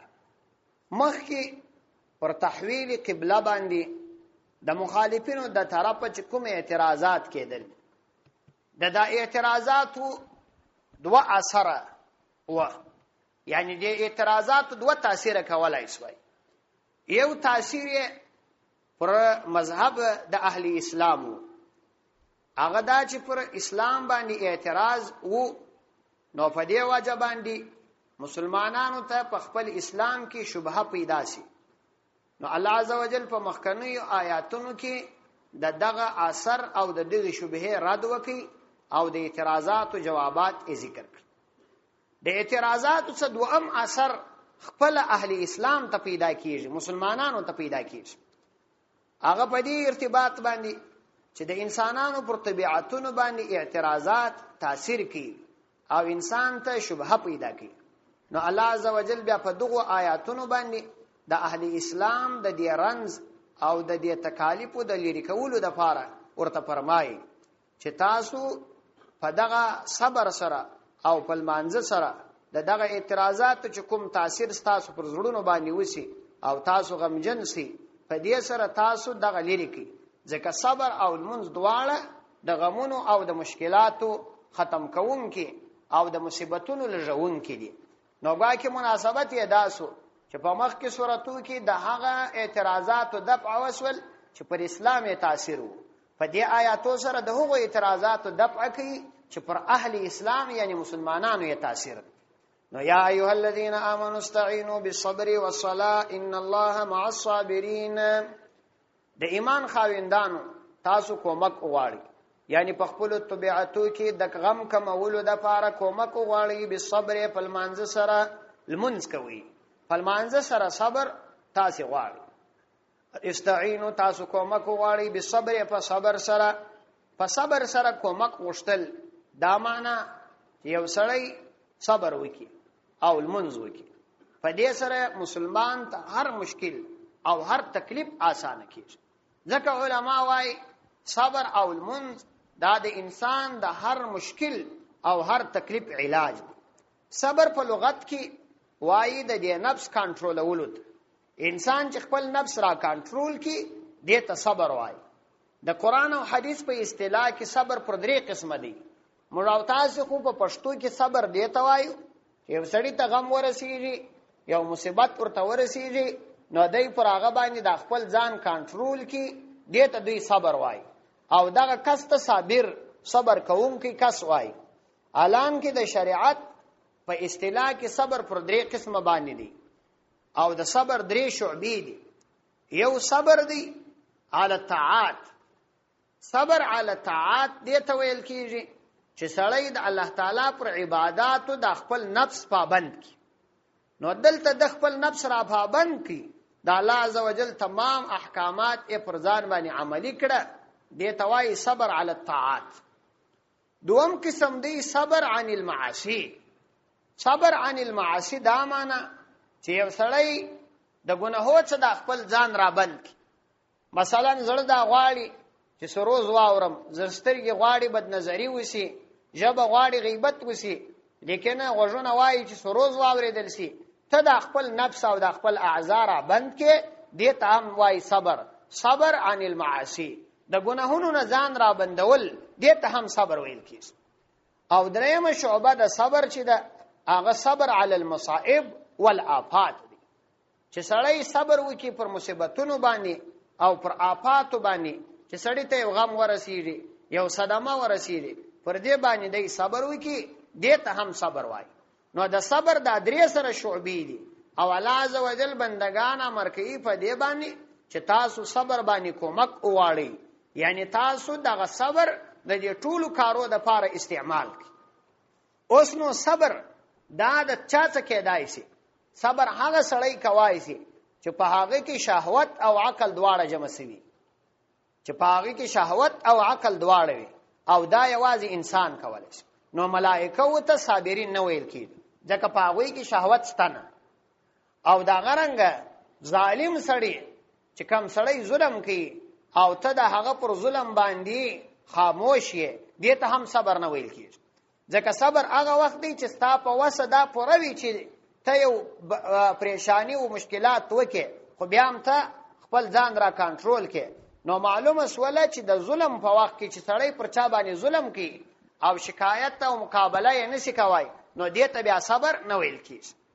او دوم دا چې سړی د یو ظالم په مقابله کې چې هغه ظالم وي او ستا څخه معافي غواړي، ته د پر ظلم صبر وکې، ستا دا په وسه پوره د داسې انتقام واخې، دغه ته بیا صبر وایي. لیکن و په هغې کې وایي مسله دا ده که دغه ظالم ستا د صبر څخه غلط استفاده کول، بیا به ته صبر نه کوې، سزا به ورکوې. او که غلط استفاده نه کول، نو بیا صبر او عفو ورته کول دا بهتره کار. الله عزوجل د سورۃ زمر په 10 آیات کې فرمایي چې الله عزوجل و دې خپل بندگانو ته پر صبر باندې اعلی درجه ثواب ورکړي. او د پیغمبر علیه الصلاۃ والسلام څخه د صبر په ارتباط راځي. ابن کثیر رحمه الله دا یو حدیث را نقل کړي چې الله عزوجل و د قیامت په ورځ باندې دا اعلان وکړي چې صابرین دی راولاړ شي. نو کله چې هغه خلک چې هغوی په دا درو سره شعبو کې صبر کړي، کې صبر عن المعاصی کړي، کې صبر علی الطاعات کړي، کې صبر علی المصائب او علی الآفات کړي، دا درې سره شعبې خلک به راولاړ شي او الله عزوجل به دوی ته ووایي چې بلا حساب جنت ته داخل شي. او د پیغمبر علیه السلام په باره کې راځي اذا حزبه امر، کله چې به پیغمبر علیه السلام ته یو پریشانی پیښ شول او یا به یو مصیبت یو حالت راغلی، فزع الى الصلاه، د لمانځه طرف ته به متوجه. معلومه سول چې المنځ هم د مصائب او مشکلاتو د دفع لپاره یو اکسیر او یو بهترینه نسخه ده. د صبر کلمه په قران کریم کې او یا ځل استعمال شوی ده او په دې کې پر دې خبرې باندې ښکارا دلیل دی چې صبر د مصائب په وخت کې یو ډیر اعلی درجه لري. او دا غرنګ المنځ نو الصلاه په المنځ سره. نو کله چې الله عزوجل یو سړی د صبر په وجه باندې خپل ځان ته نږدې کوي او فرمایي ان الله یقینا الله عزوجل مع الصابرین، د صبر کوونکو سره. یعنی یو سړی چې صبر کوي نو د دې سره الله عزوجل ملګری شي او الله عزوجل د دې سره خپل معیت او ملګرتیا اعلان. نو چې د صابر سره الله عزوجل ملګری دی، نو المنځ تر صبر او ما هم عبادت دی، هغه خو به بيخي الله عزوجل د بنده ملګری کیږي. نو یا ایها الذین آمنوا استعینوا بالصبر والصلاه ان الله مع الصابرین، یقینا الله عزوجل د صابرینو سره دی. د دې آیاتو دلته دراوړلو یو بل غرض دا دی چې تاسو به د صبر ماده په ځان کې پیدا کوئ، ولی چې کېدلای شي خبره تر اعتراضاتو قتال او جنگ ته ورسیږي، بیا به جنگ راځي، شهادتونه به راځي، هجرتونه به راځي، بندونه به راځي. یوازې په دې باندې خبره نه ده خلاصه چې کافران به پر تاسو اعتراضات کوي، ورسته مسله در دیم درنیږي، نو یې د صبر تلقین ورکړي چې ګوري صبر کوي، ورسته د سیده جهاد احکام نازلیږي. ولا تقولوا لمن يقتل في سبيل الله ولا تقولوا لمن يقتل في سبيل الله اموات بل احياء ولكن لا تشعرون. ولا تقولوا موايس لمن اغچات يقتلوا چاغه قتل کړل سی في سبيل الله د الله عز وجل فلارکی اموات مړه بل احياء بلکې هغه ژوند دي ولكن لا تشعرون. لیکن خبره دا ده لا تشعرون، تاسو نه پوهیږئ، شعور نه لري. دا دی ورسته فورا د مجاهدینو په ارتباط حکم نازل کی. مطلب دا چې خبره به در اعتراضات اوړي، خبره به قتل ته قتال ته رسیږي.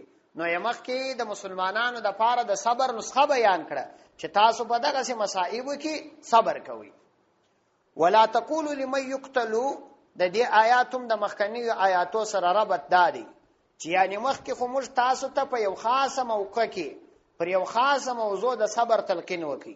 هغه خاصه موضوع داوه چې د کعبه د تحویل په صورت کې د کافرانو د اعتراضاتو په وخت کې تاسو صبر کوئ.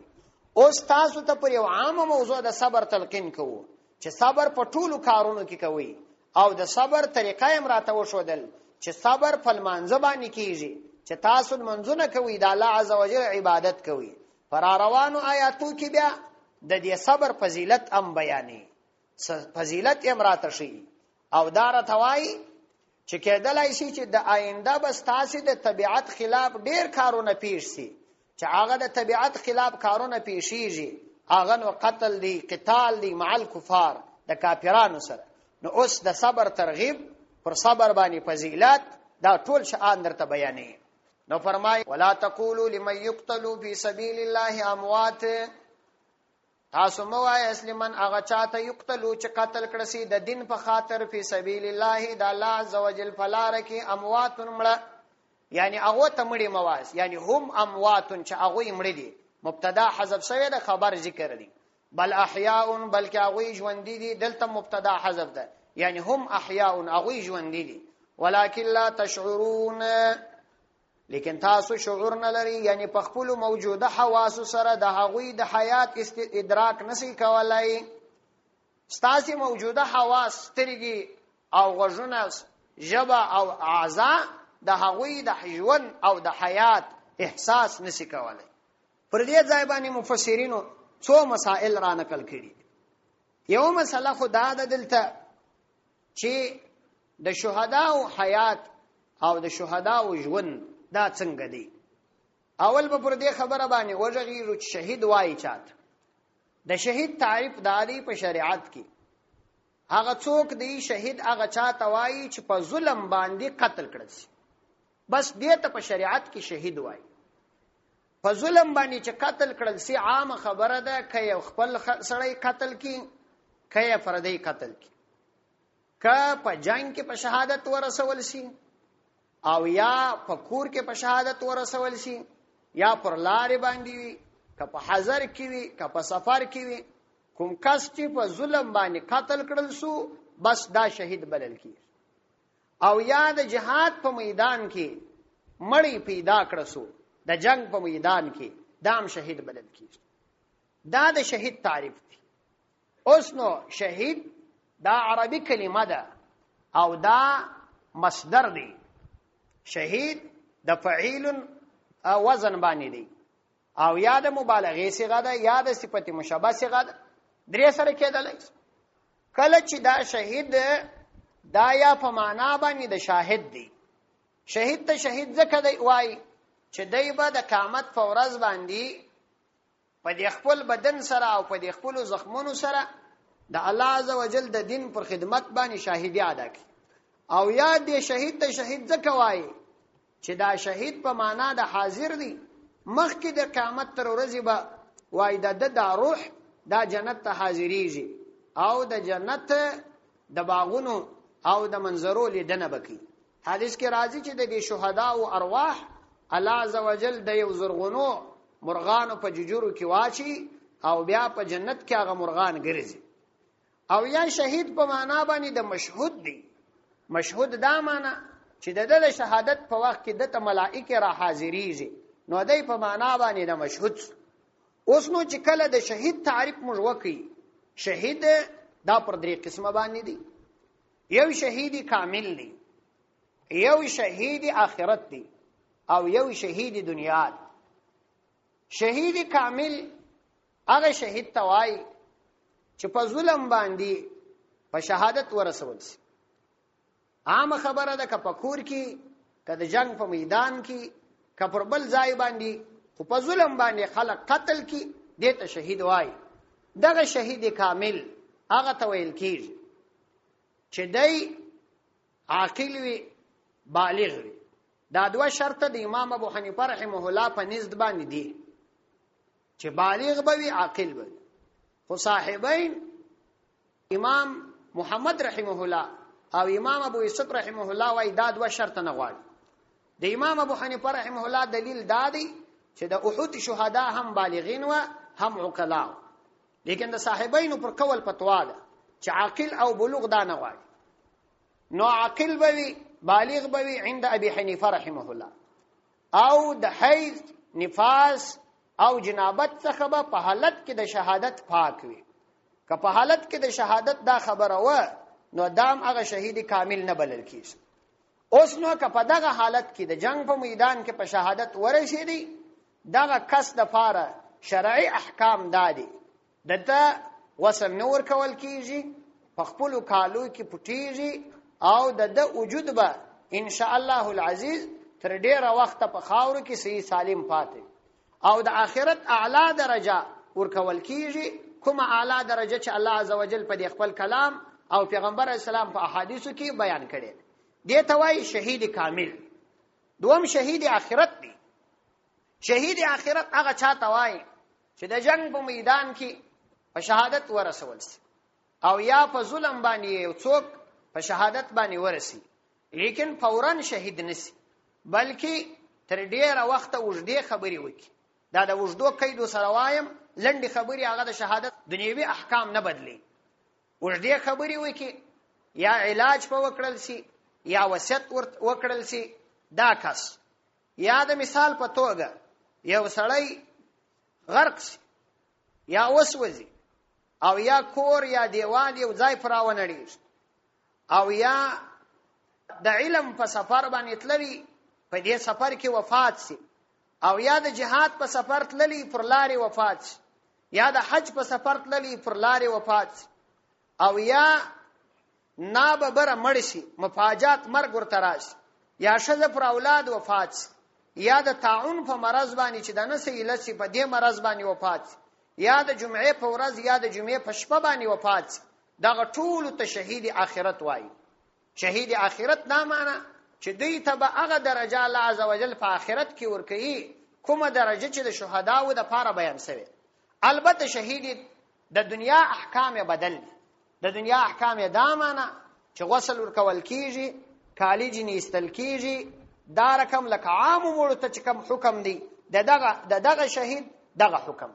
یو شهید کامل و دغه حکم د دې څخه په دنیا کې جلاس چې دا قید می وسره ولګاوه چې وجدي خبري معلومه سول کلندې خبري شهید وکړي، نو په دنیا کې احکامات یې نه بدلیږي، بلکې غسل نور کول کیږي او په خپل کالو کې شخیږي. لندې خبري دا معنا یا اذکار ویل، یا د قران کریم تلاوت وکي، او یا خبري مختصری وي.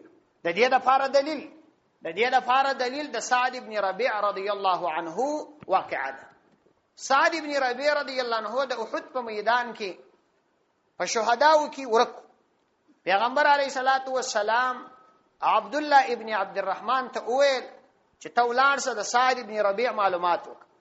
الته چې ورغلی سعد ابن ربيع رضی الله عنه په آخري حالت کې هغه توای وای پیغمبر علیه السلام در تر आवाज ته ولم، او پیغمبر علیه السلام راته وویل چې دای پیدا کړ. ته اوس په مړو کې که په ژوندو کې هغه ورته چې زه نور مرم خو دا زما څو خبرې واوره. یو خو مې پیغمبر علیه الصلاۃ والسلام ته سلام ورسوه او دا ورته ووایه چې الله عز وجل دې دومره اجر عظیم درکړي زموږ د طرفه چې الله یو پیغمبر ته د خپل امت ته طرفه دون اجر نه ورکړي، دومره اجر دی الله تعالی درکړي. او بل می صحابه ته دا پیغام ورسوه کله الله پیغمبر ته ستاسو په وجود کې تاوان ورسېدی د قیامت په ورځ به مو الله رانیسي. او صحابه کرامو ته هم سلام ورسوه. نو دا خبره وکړلې په شهادت باندې ورسي. د دوه خبرو باوجود پیغمبر علی السلام سعد ابن ربیع ته غسل نه دی ورکړی، په خپل کالو کې شخ کړی.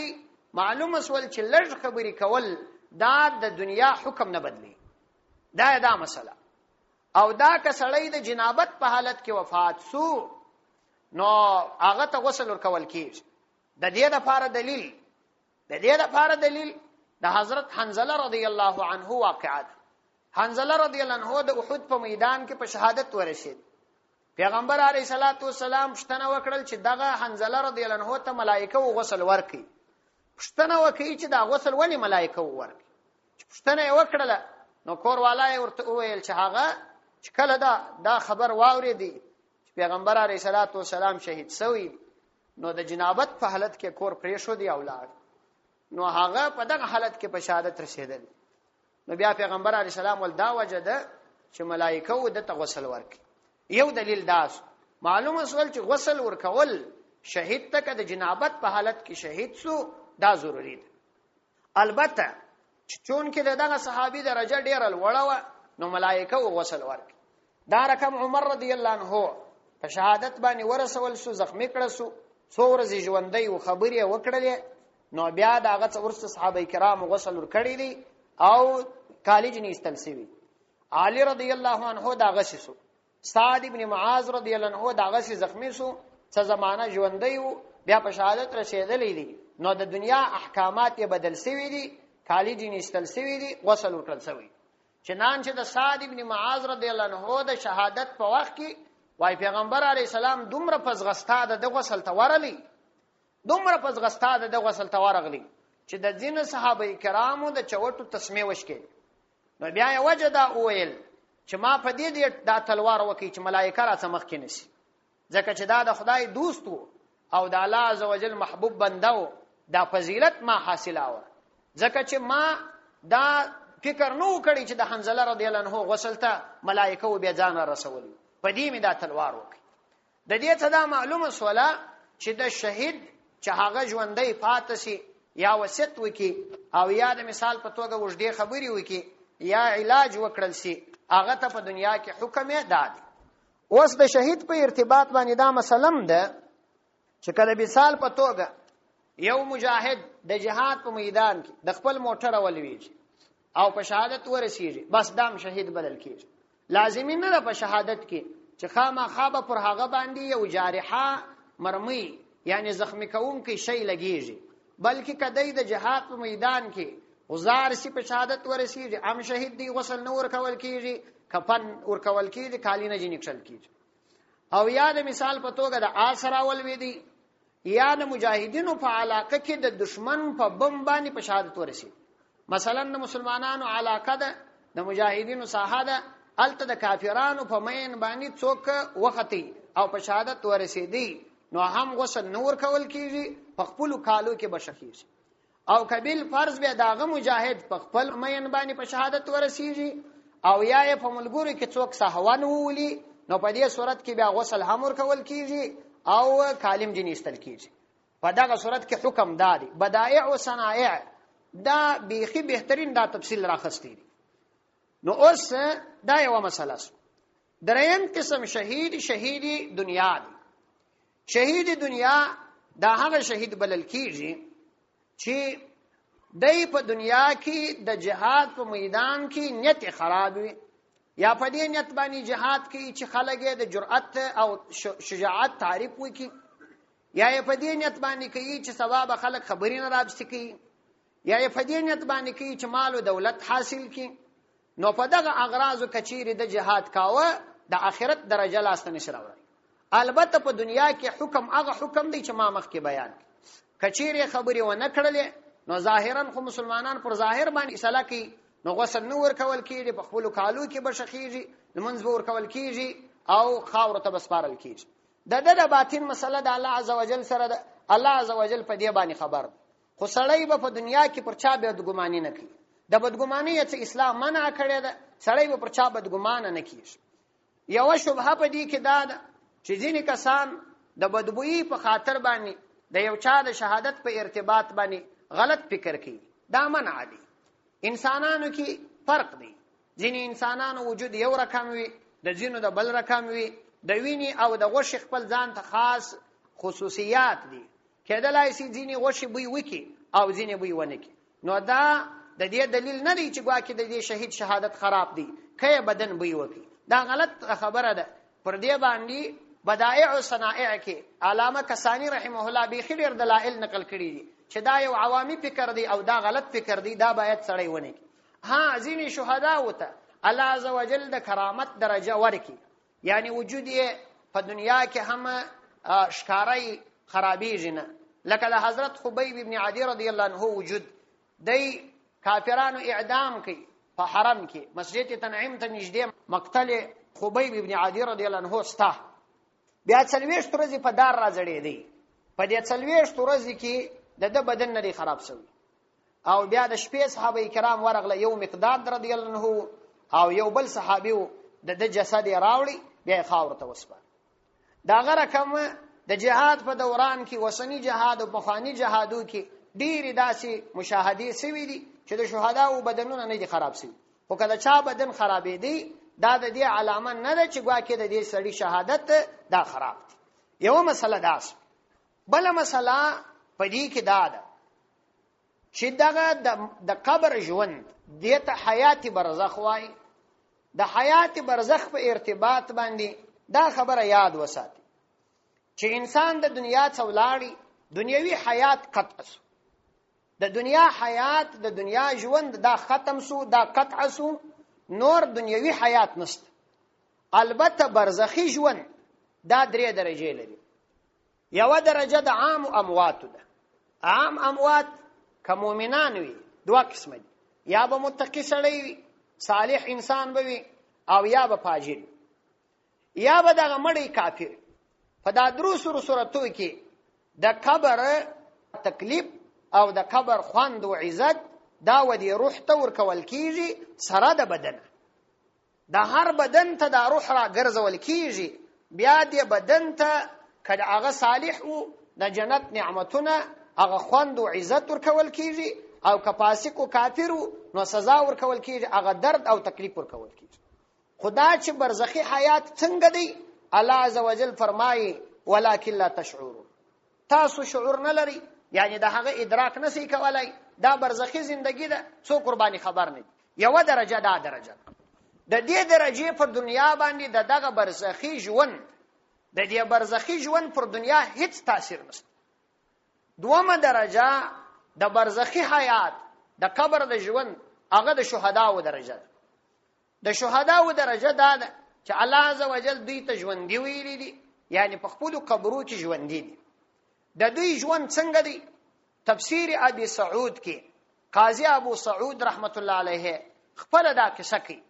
صفحه 180 جلد اول دغه آیات په تفسیر کې دی لیکي چې ما به دا فکر د ځان سره کاوه چې د دې شهداو حیات به څنګه، آیا دا جسم به ژوندۍ وي که به یوازې روح ژوندۍ وي؟ وای بیا په 919 کې وای ما یو شپه خوب لیده. یو شپه مې خوب لیدی، په دې خوب کې د احد شهداو ته تللی او دغه آیات او بل د سوره آل عمران 100 نمبر آیات ولا تحسبن الذين قتلوا في سبيل الله، دغه 2 آیاتونه سره را تکراروم. که ګورم چې په یو قبر کې یو ځوان ناس او ډیر کامل بدن دی او انتهایی زیات شایسته دی، خدا بدن یې نیم پټ دی، اده ستر صحادر نامه لاندې پټ دی، لکه د نیمه چې سړی ناس په نور بدن یې نه معلومي، خو هغه نور بدن یې هم جوړ دی، داسې ماته معلومي چې جوړ دی. وای زه چې کله ورنږدې سوم والدی راته په خندا سو، دا رقم راته خاندي لکه دی چې زما دغه خبره ردیي چې تا خو پر موږ دا فکر کړی و چې یوازې به مو ارواح ژوند دي نو اجساد به مو ژوند دي. نو د دې سدی وایي چې ماته دا یقیني معلومه سول چې د دوی روحي ژوند او جسمانی ژوند دواړه ستا، خو موږ ور باندې پوهیږو نه، ځکه الله وایي تاسو نور باندې پوهیږئ. دغه د شهداو ژوند او داسې د علماو او د صالحو بندگانو ژوند، د دې ژوند به په برزخ کې په قبر کې د دې ژوند یو اثر په دنیا کې پریږدي. په دنیا کې اثر دالي غسل نور کول کیږي، کفن نه جنې کشل کیږي، د شهداو د علماو صالحاو څخه په خدای مرګ مړه جنې استل کیږي. البته په قبر کې حیات برزخی قوی دي تر عام مړو. دریم حیات برزخی چې اعلی درجه ده هغه د انبیاو دي. انبیاء علیهم السلام جسدونه په قبرو کې دا جسد او روح دواړه ژوند دي، او بل د دوی بدن پر خاورو باندې حرام دي نه خوړل کیږي. او په دنیا کې تاثیر دادی چې مال نه تقسیمیږي، میراث نه تقسیمیږي. دا سینې دي لکه د عام مړي چې دا غو میراث تقسیمیږي، کوروالای د عیدې ورسته واده کولای شي او نه کوروالا سره نکاح کول کیږي، بلکې دغه دوه صورت مضبوط دي. نو د عامو انسانانو پر ژوند خو دا تاثیر وو چې د هغوی پر ژوند باندې د دوی برزخی ژوند پر دنیا باندې هیڅ تاثیر نه وکړ. د مثال په توګه امه مال تقسیمې دي، امه نکاح کولای شي کوروالا او هم غسل ورکول کېږي. او د دې څخه ورسته دوم د شهداو ژوند وو، د هغه دا تاثیر وکړي په دنیا کې چې فقط غسل او د کالو کښل منع، لیکن مال تقسیمیږي، کوروالا یې د بل چا سره نکاح کوي د عیدې څخه ورسته. دریم د انبیاو زندگی ده، هغه دومره قوي ده پر دنیا یې دا تاثیر وکړي چې نه کوروالا نکاح کولای شي او نه مال تقسیمېدای شي. دا حیات به حیات د انبیاو دي. نو دغه درې قسمه حیات دي چې په دنیا کې یې تاثیر دي. صدق الله العظیم.